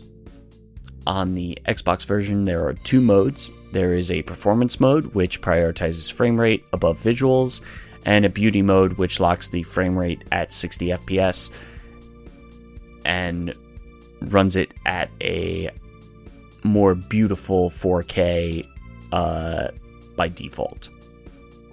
Whereas the performance mode is probably, from my experience, rendering at 1440 and then upscaling from there.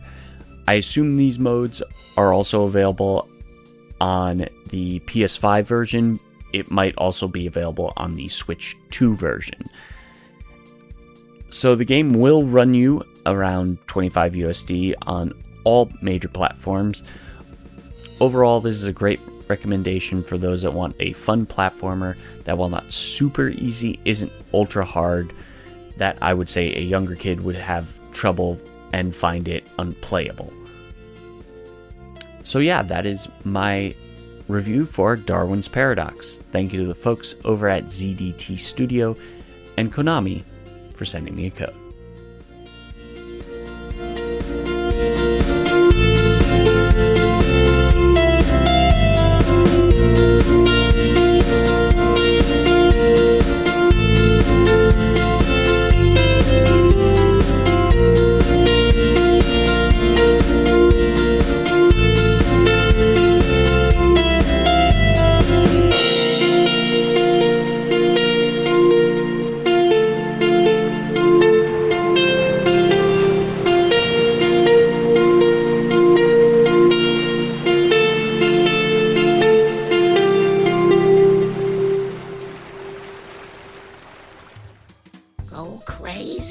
Don't mind if I do! Human sacrifice, dogs and cats living together, mass hysteria! Welcome back to This Week in Geek.net. My name is Mike the Birdman. That is Alex the producer.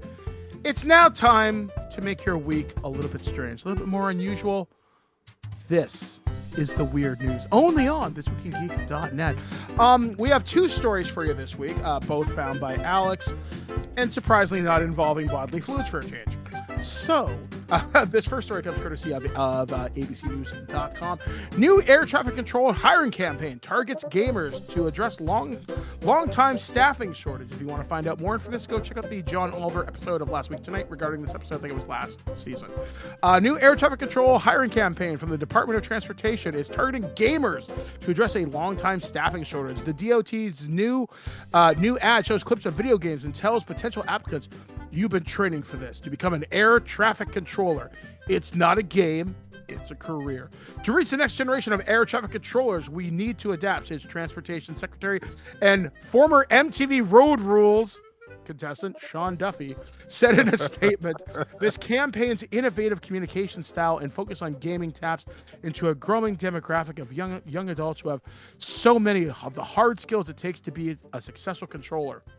The Federal Aviation Administration, the FAA, says they've targeted young adults with transferable skills like high cognitive functions, multitasking, spatial awareness, strategy, and problem solving. In controller exit interviews, the FAA said several controllers have pointed to gaming as a, quote, influence on their ability to think quickly, stay focused, and manage complexity. The agency said only about 25% of controllers have a college degree, so they're targeting outreach to focus on people pursuing alternative career paths. That's worrying. Nick Daniels, president of the National Air Traffic Controllers Association, said in a statement, quote, our union welcomed many innovative approaches to expanding the candidate pool, including outreaching to individuals with high-level aptitude skills, such as gamers, so long as all pathways maintain the rigorous standards required of the safety-critical profession. The FAA struggled with air traffic controllers staffing in recent years. According to a government accountability office report from late last year, the number of controllers declined by about 6% over the last 10 years. At the same time, flights increased by 10%, travel surged after the pandemic. Staffing shortages have also fueled by several government shutdowns to suspended and reduced training during the COVID-19 pandemic and high attrition rates in the workplace. The FAA said it currently holds the highest ATC staffing level for in 6 years with almost 11,000 controllers in service, more than 4,000 trainees, but that's still below the target of 14,500 the agency needs to be fully staffed. I watched the John Oliver report on this. Air traffic control is brutal. You're working with outdated equipment. Your shifts are long. You're covering stuff. We've had... In many cases, you're looking like 30-year-old equipment running like DOS. Yeah, and it's like, if someone doesn't change over... Like, I want to say I saw this on Last Week Tonight, so I may be getting this example wrong. They had to use floppy disks to change certain things. Yep. And it's like, what? And it's like... Well, and people are aging out. And this is, not just in the public eye because of this. Obviously, it was a year or two ago we had that the midair crash, and then most recently we had the fatal fuck-up accident, whatever you want to call it, where the Canadian plane hit the fire truck. Yeah. And you see all the background. They're like thousands and thousands of controllers short. They're working extra hours, almost double shifts. The burnout's bigger than it's ever been. It's happening in Canada as well, but it's to a much, much less extent. I think we're only short maybe 10% of the people that they're short of in the States. Yeah, and the air traffic in the United States, it's so huge because you have international flights, you've got flights for FedEx and stuff like that. Nowhere in the world is there more. Like, you'd think that like there'd be more like in certain Chinese or certain airports there might be more congested. It's not that. There's nowhere in the world other than America where that many different flights from different countries and completely different pilots and different planes all happening all at once. There's nowhere that's like that, where it's nonstop 24/7, never ends, and it's that hectic. So it's that nuts. So I found it interesting as far as a weird story to include, because where they're targeting is people that have now grown up with twitch reflexes. Well, yeah, and it's funny because they mentioned games of strategy. I immediately thought of MOBA, right? Like, I'm thinking games like League of Legends. Like, you have to track so many. Like, I've got a streamer friend of mine, Fuya. She's really good at League. And after reading this story, I immediately thought of her, thinking, well, you're really good at this. I guess if you want to do something after you're done gaming, you want to go be an air traffic controller, there's a lot of money in that. But it's like, people who have really good skills in this, like you're not going to ask a Call of Duty streamer to do this, for example. No, Twitch reflexes are different from critical thinking skills. It's Twitch reflexes like RTS games where there's multiple things happening, or like arena shooter, like not arena shooters, but like basically top down type stuff, or obviously other flight simulator type games. But it's also stuff. A lot of it is like obviously RTS stuff or Civ stuff where there's like a whole ton of systems happening at once, and you have to strategically monitor everything. Am I going to, if I move this here and I move this there, will it be intercepted in time to do this? That sort of stuff. And the idea that you're hopping between multiple things all at once. Yeah, because like you have to manage all the different resources, micros, and everything else. Like, I'm not a good StarCraft player anymore. I used to be okay. Or even like WoW, like big. If you're a big raid player with like teams of 60 people, that's the kind of, it's weird, but that's the kind of thinking that a lot of times can overlap into a job like this. Yeah, I mean, if you want to expand this out into gamers, could you expand it to the tabletop role-playing game hobby? Kind of, actually. It's a lot faster paced. Yeah. But yeah, like if you look at a game like, say, Warhammer or Battletech, you're having to track, like, okay, does this tank have the range to do this? Can it hit? Do I have enough ammo in the bin to do this? Weirdly, I would say the trading card game community is probably more attuned, because like you're Magic playing you're playing at a much faster pace, and you're thinking multiple levels deep as you're doing it. So card game players, as well as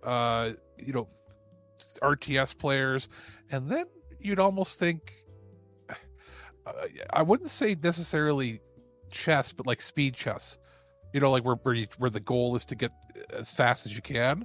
That sort of, competitive chess playing, that sort of stuff, that all fits in. So I can see why they're trying to do this. I mean, it's a step in the right direction. It's better than what was it, America's Army advertising games to get people to go to Afghanistan. Mm-hmm. Yeah, it's better. We saw it's how well better that than that. worked. It's better. Yeah, we saw how well that worked. And, America's Army, you get a free copy on Xbox, and then you get a copy, and then like a day later you get a phone call from a recruiter. Yeah. I mean, like, I think this is an interesting idea, and I don't think it's bad, because one of the things, I can't remember what I was listening to, but we don't like to get too political on this show, or at least you know what our politics are. Yeah, we're fairly liberal, open-minded people, and we're anti-fascism, but we're also anti-communism. You have to find a safe middle ground. Yeah, when you look at the current state of the economy in the United States, and again, I'm not an economist, but what I am is someone who views things from a high level, because when I work in advocacy, I have to. So we have the economy is suffering because people cannot find good paying jobs. A lot of those jobs are being outsourced to artificial intelligence. People do not have the money to go to higher education because they don't want to go into crippling debt. And when you factor that on top of medical costs, you can have insurance, you can have a house, or you can go to school. You cannot have all three. This is a good move to recruit people, because like I said, we're looking for people from alternative career paths. That may be great, because a lot of young people, at least anecdotally, I'm observing less people are going to college and university realizing this may not be the pathway that leads me to whatever. Maybe appealing to the Twitch generation and the TikTok and whatever.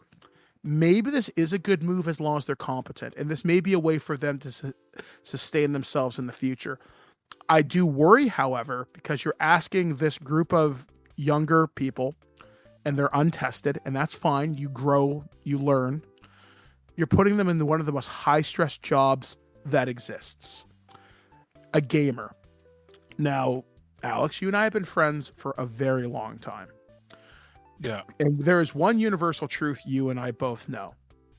Gamers don't like to lose. Now, if you make an oopsie, that could cost somebody their lives. And I know I'm dramatizing this. Also, at risk of sounding like a boomer, like our parents. Yeah. There is a difference in gamers based on the generations as well. Mm-hmm.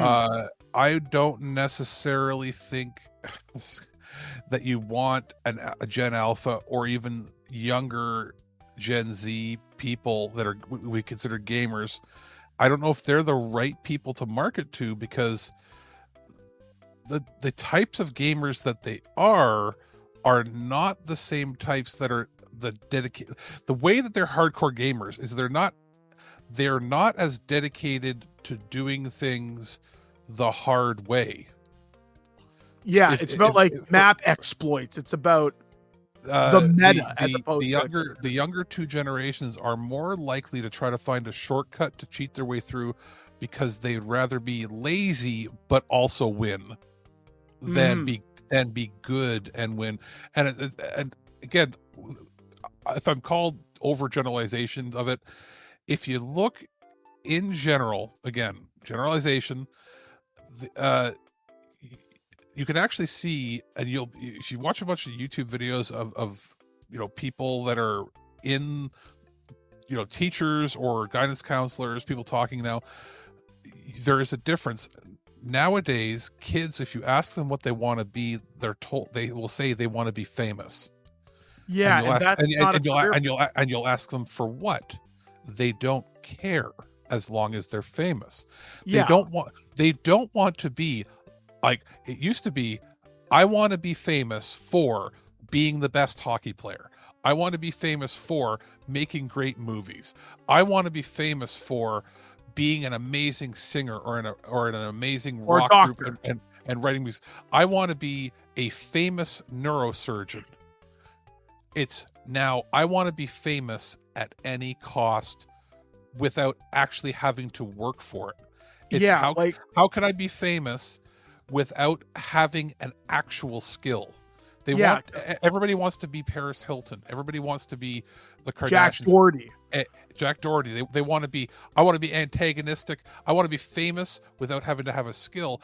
I'm worried that I want to get paid really good money to be an air traffic controller, but I don't want to work hard. Yeah, like I don't want to see TikTok clips from inside the tower. That's what when you're working. I don't want to see how the cake is made. I want to just know that it's made well, and I'm worried. I'm worried that depending on how they market this and who they hire, it's one thing to do it for the money. It's another thing to do it for the money and not have the work ethic.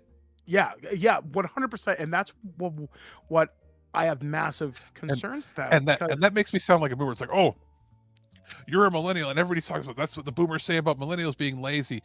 That's the uninformed boomers that think that millennials are lazy. Millennials millennials and the younger Gen X people are some of the hardest working people that just never were able to make it.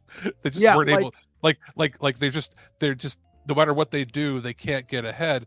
The youngest generation, you're finding more and more people like the younger Gen Z, because there is overlap. This is why I say younger Gen Z and Alpha. Mm-hmm. They're not trying. They've actually decided they're just not going to try, because they saw what their older brothers and cousins, and even in some cases parents of the younger Gen X people, they've seen how hard they worked, and it broke them. And now they don't want to try. And I feel like, are they marketing where they should be marketing to is the older Gen Z and the millennials, saying, hey, you want a job that'll pay you $150,000 a year? We'll give you training. Yes, it's going to be hard, but you will have job security and we won't lay you off. That's who you advertise to. You advertise to people in their mid to late 30s that can do it for the next 25 years. Yeah, I mean, you do have to worry about cognition, which it's weird, and this is probably be the last point I'll kind of make on this. But when it comes to professional esports players, there aren't many over the age of 35. And I was listening to a streamer that I really like, and I genuinely value their opinion. His name is Drifter. And he was talking about, if you look at the average age of a Call of Duty player, for example, I think they tap out in their late 20s because the reflexes. And we should say at a competitive level, not as just like people think, oh, you mean streamer? No, a gamer, you can be a professional streamer gamer and not be good. Yeah. Believe me, I've seen that. It's would you say that there's two types? There is high competitive streaming, and then there is personality streamers. Yes, And 100%. and when you enter into your late 30s, early 40s, if you're still playing those young people games, it's usually as a personality streamer. Yeah, like for example, you and I talked about streamers as gamers, and my point I was going to make it, I don't want a gamer, if I had to pick like and I'm just going to pick one out of a hat here, so to speak. I don't need Dr. Disrespect as an air traffic controller. Yeah, we don't need a PewDiePie. We don't need what you need. I want Markiplier because he wanted to do something. You know what I mean? And even then, I would say he's a personality too. What you want in the air traffic control is one of those Korean guys that's just destroying everybody at all these events. Everybody who plays League, please apply. You want people that are winning these competitions that have zero personality, and you're like, that geek made $1 million. That's who you want. You don't want the big, loud, brash people, because it's like my surgeon. Measure. I don't want a doctor that's funny. I want a doctor that has no sense of humor is going to fix me. Yeah, it's like I just want someone I know that's going to do the job to the best of their ability. Yeah. And someone who is doing it because I'm not saying you need to be, this is my calling. I want you to show up every day. I want you to care about what you're doing, not for the clips, not for the content. I'm here to serve. I'm here to protect lives, and I'm going to get paid well doing it. I want competency. Yes. So. I want to not die, please. Exactly. Please, no more preventable accidents. You should be paid well so that I don't die. Exactly. I want them to be paid well. I want them to be well slept. And I want them to have backup. And a life. Yes, I want them to be able to live there. That's I guess bundle that in with backup. Like, yeah, I don't want a situation where there's one controller for 15 hours. Yeah, there should be redundancy, and it should be paid. And if the argument is they got to raise ticket prices, no, they fucking don't. You don't have to profit more. Like the idea that, oh, well, they got to raise the prices because we have to raise profit to go along with the raised, wages increase for all of our staff. You're already it's not like they're running on a razor wire of profit. They're making profit. It's just, you know what I mean? Like, it's greed. The greed factor has taken over too much. They can talk about, oh, we have a shortage of people and we're actively hiring all the time. Well, if you're not getting people to join you, there's a problem. So it's either the compensation package or it's the work environment. And it sounds like it's both is why they've had trouble. Yeah, it's like you're going to have to make a choice. Late stage capitalism is not working. I don't know what the solution to that is. That's certainly beyond my capability to serve or solve. But what I can say for now, I'd rather take a train places right now. I would, and with gas prices, it's like something needs to change, and I certainly hope that it will. So our final story this week, Alex found, and it's a local story. So this story comes courtesy of ctvnews.ca. Tesla crashes into utility pole, ends up vertical in Hamilton. A 20-year-old Mississauga woman was uninjured when her car crashed into a utility pole and ended up vertical in Hamilton over the weekend. On Thursday, the Ontario Provincial Police, or the OPP, shared photos of a vertical Tesla resting on the guy wire supporting a utility pole. Police said the collision happened on the morning of April 4th near Highway 5th and Rockchapel Road. The driver made a left turn rode up the guy wire, which supports the hydro pole. I didn't know that's what it was called. Police said, noting that's a real term. Yeah, I didn't know that. Noting wet conditions on the road at the time. Emergency crews attended. The driver was assessed, but she was not injured. Police said the vehicle was later towed, and a local utility company inspected the damage to the pole. You know when you see the poles and there's that one wire that's like at a triangle angle that's hooked into the ground? Yeah. That's the guy wire. Oh, I didn't know that. Police said the vehicle was later towed and a local utility company inspected the damage to the pole. No charges were laid against the driver. Quote, remember to adjust your driving when facing wet and slippery road conditions, police said in a post on social media. Yeah, these Teslas, I've seen them driven.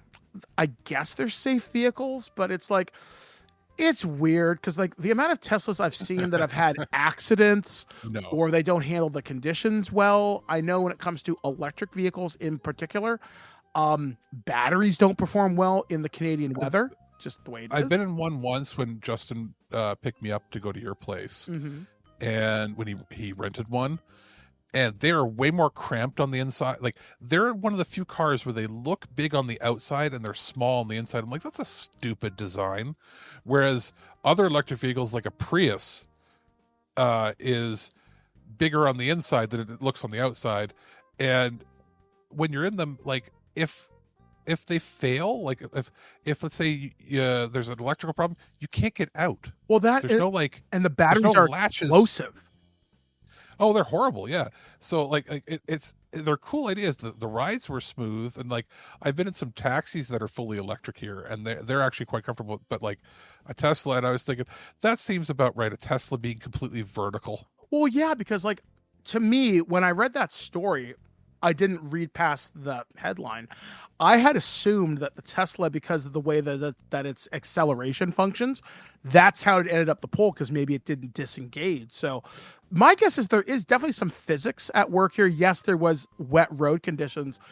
They don't seem to blame the driver in this instance. They just say it's also the weighting of the vehicle is different. When the battery, like the heaviest part of most, like I would say, front normal wheel drive cars, not trucks, would be the engine in the front. Well, whereas with a Tesla, the biggest weight is the distribution along the bottom of the car, because it's equally weighted with the battery. Yeah, like my sister-in-law Kara has a hybrid vehicle, and I can't hear that thing coming, and I'm always curious, and I'm like, how does this function? Like, I don't know. I mean, obviously it's funny because she wasn't hurt, so it's okay. Only a pole got hurt. And again, it's just a funny image. And like, whenever something happens to one of these Tesla vehicles, I do have a bit of a laugh. I was actually talking with Damien on the weekend, and we were talking about Cybertrucks, the swastikars. There are two here in Guelph. Okay, dude, there's one around the corner from me. Yeah. And it was parked in the house. I said this, I think I might have told you in a private chat or in the group chat, but there's a house around the corner from me that has a 1970s Canada Post red mailbox, like a public mailbox, as their personal mailbox on their front property. That's kind of cool. It's one that's, because now, like, you know, for the last 30-40 years, they've been the standard style, if you ever seen a movie where they are, but this is an old rounded top, looks like it's right out of the 60s or 70s, and they're using that. Well, their neighbor, as I was driving by in the bus the one day, their neighbor has a Cybertruck, a military green Hummer looking color of Cybertruck. So he thinks he's driving a Halo Warthog. Wait, a sticker right on the fucking bumper of it that says, "Sorry, I bought this before I found out he was crazy." Yes, I was gonna say that. That's one of the people who drive the Teslas, the cars. I've seen that sticker. The one sticker I remember, it was something along those. It's like, I bought this before I knew he was a Nazi. I've seen that, or I've seen ones that use the R word instead. Yeah. Like, before I knew he was a total R. Yeah, like things like that. And I'm like, you know what? I know it's insensitive, but I read it and I was laughing to myself. This one was one of the ones though where it just said, "Sorry, I bought this before I knew he was crazy, and it's too expensive to sell." Yeah, and the market for Teslas has absolutely fallen out. Like, I remember I don't think we covered this as a story, but I followed the news. And one of the stories was the Tesla market is flooded right now. People can't sell them, and when they do sell them, they're selling at a massive loss. Most dealerships won't take them. Most private sales, if you buy a $90,000 Tesla, you may only get 50 or 60, and that's if on a good day. The second it comes off the lot. Yeah. Like the Tesla dealer for basically all of southwestern Ontario is in Kitchener. It's actually on the road on Victoria. I thought so. When I'm driving towards you, and when I've gone by there recently on the bus, and that the lot is full, and it's never moving. What's on there? They have areas people come to charge, but that, like, I just remember laughing because I'm like, they're not moving anything, and they never have anybody going in there. except for maybe services. And it's funny to me because that Tesla dealer is what used to be the DeLorean dealer here in the 80s. Oh wow! So history repeating itself. And when they need parts for, when people have a DeLorean and they turn it into a Back to the Future car, they use it for parades and that. Mm-hmm. They used to have to get their parts from here because that location was where they stored the spare parts for all of North America. So it could turn into another ghost town. Like it's like that dealership is cursed to be a DeLorean dealership and then a Tesla. The only thing they have going for them is they're one of the few places that has the proper Tesla chargers right there. And I do know that Tesla, the one thing I will give Tesla, not the, not Mr. Stupid, but like the company itself. Have you seen the design of their transport trucks? No, actually. Not the automated. They have like 18-wheeler, like Peterbilt style ones that they have in concept coming out. Those actually look good because they're not designed by a moron. They're designed by the regular team. They're not made to look stupid because he thought they looked cool.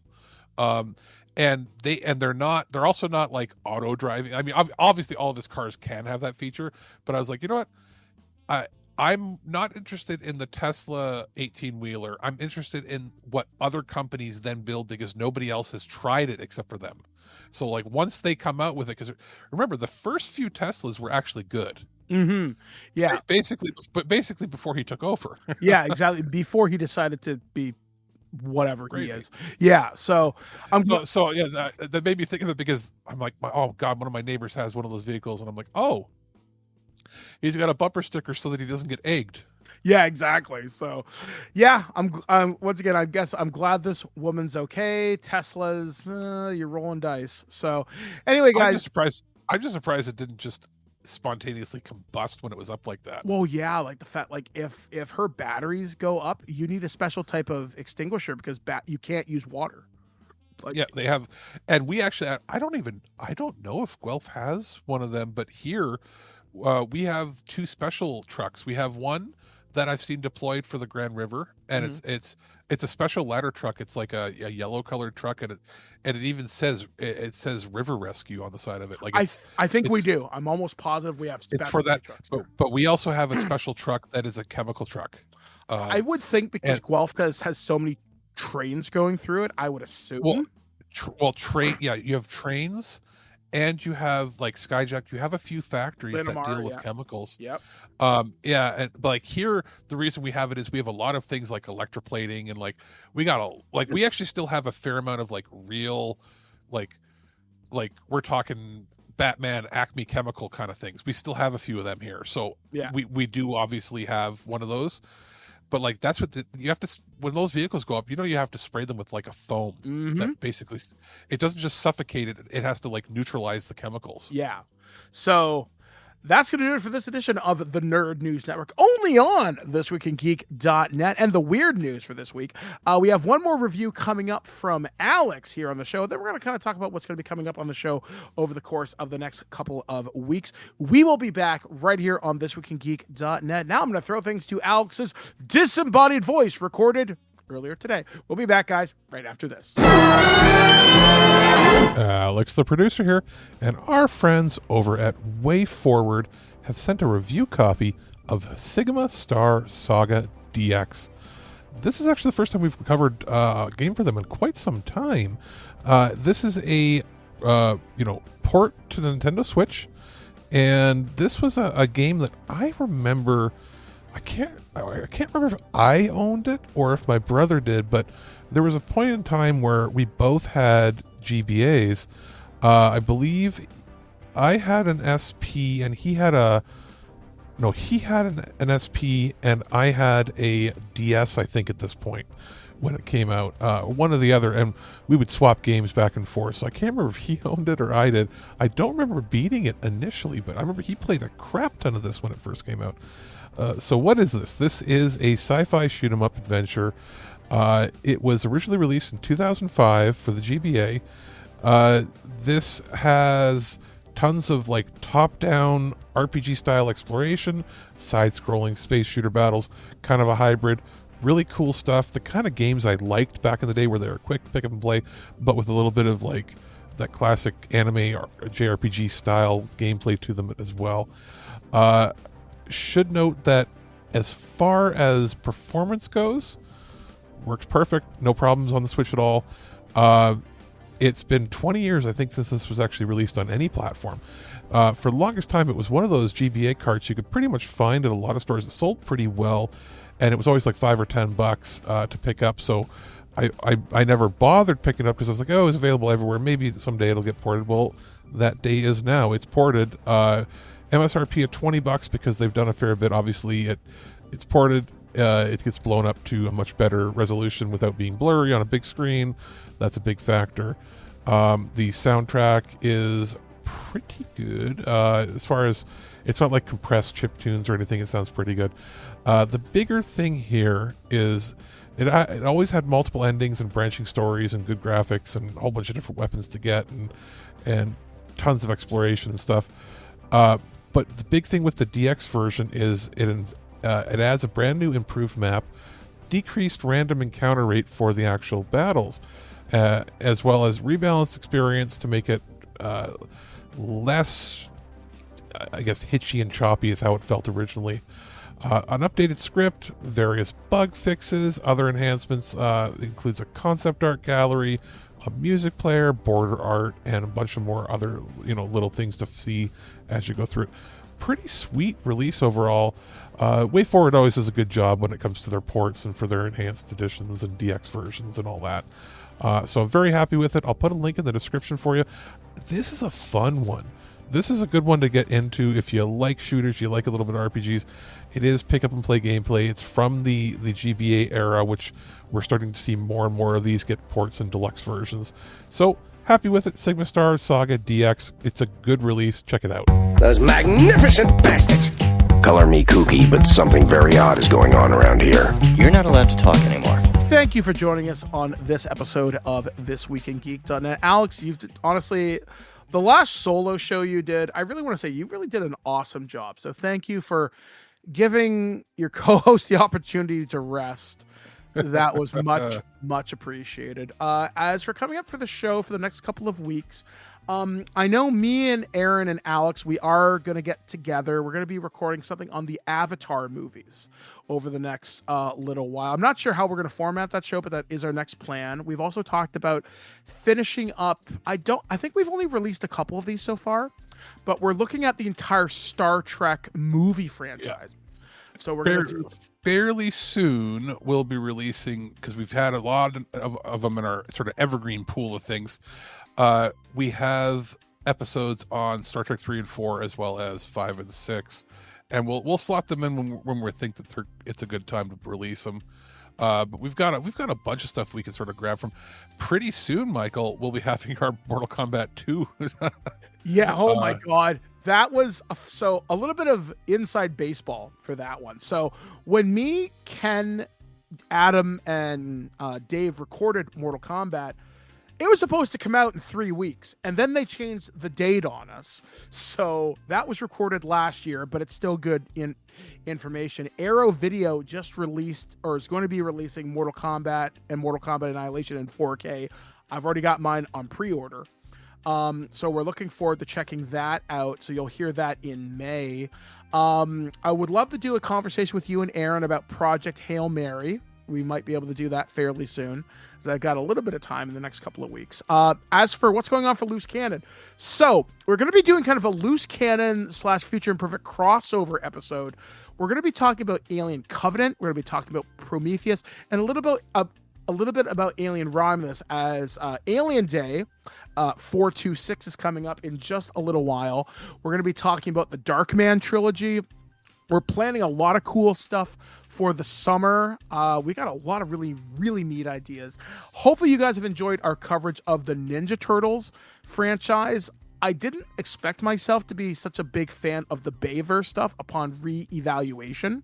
But that was a really, really good conversation. So we've got a lot of stuff coming up there. We're also going to be doing more Disney movies during the summer, as me and Alex are planning on taking a hiatus from July 1st until September 2nd. That's going to be our summer of whatever, but we have got plenty of evergreen content. I know you and Aaron have discussed about doing some solo stuff, but we'll just have to see how things work with everybody's schedules over the next while. We've got Ken and I are going to be doing a prototype over the next week or so, as well. Earth versus Soup.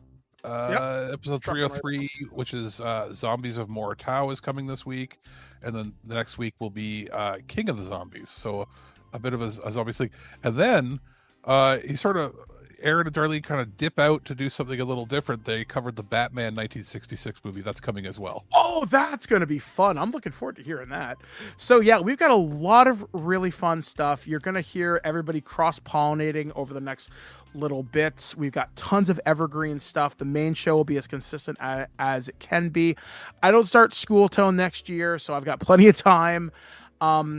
And I'm kind of deciding, I'm taking a page out of your book, Alex, where I'm watching movies and television shows for self-care. Just like pick something, enjoy it. And it's been kind of nice. I'm actually going to start some anime. I'm actually, thanks to you and Damien, you now have me fully on board to watch Goblin Slayer. Mostly because I saw the TTRPG this weekend. I'm thinking, I have it more. I have the. Oh, I have the. You have it too? Oh my god! I bought it like 3 years ago. I got that, and I got another one that was like when they put it out. I was like, that's kind of neat. It was like $20 on Amazon when it was pre-ordered. That's awesome. So yeah, I'm going to be doing that. Maybe I'll talk about that in a couple of weeks. We shall have to wait and see. But again, Alex, thank you for holding the fort down, and for all of you listeners out there who have supported us for 19 years. We could not do this without you. So we also have some Turtle Treasures coming up. I've recorded some Transformers, some stuff from one of our cool people I've met, Serious Dice. Many Worlds Tavern's going to be coming up in a little bit. I have some more RPG stuff I have to take a look at. So yeah, good stuff coming up here on the show. So for This Week in Geek, we have been Alex, the producer. I have been Mike, the Birdman. If you want to hear more from me, you can check out 93.3 CFRU on the Spellbook on Wednesdays. But most importantly, before I leave today, I want to say this. Be excellent to each other, especially during these troubled times. Kindness is not just a virtue. It should be practiced each and every day.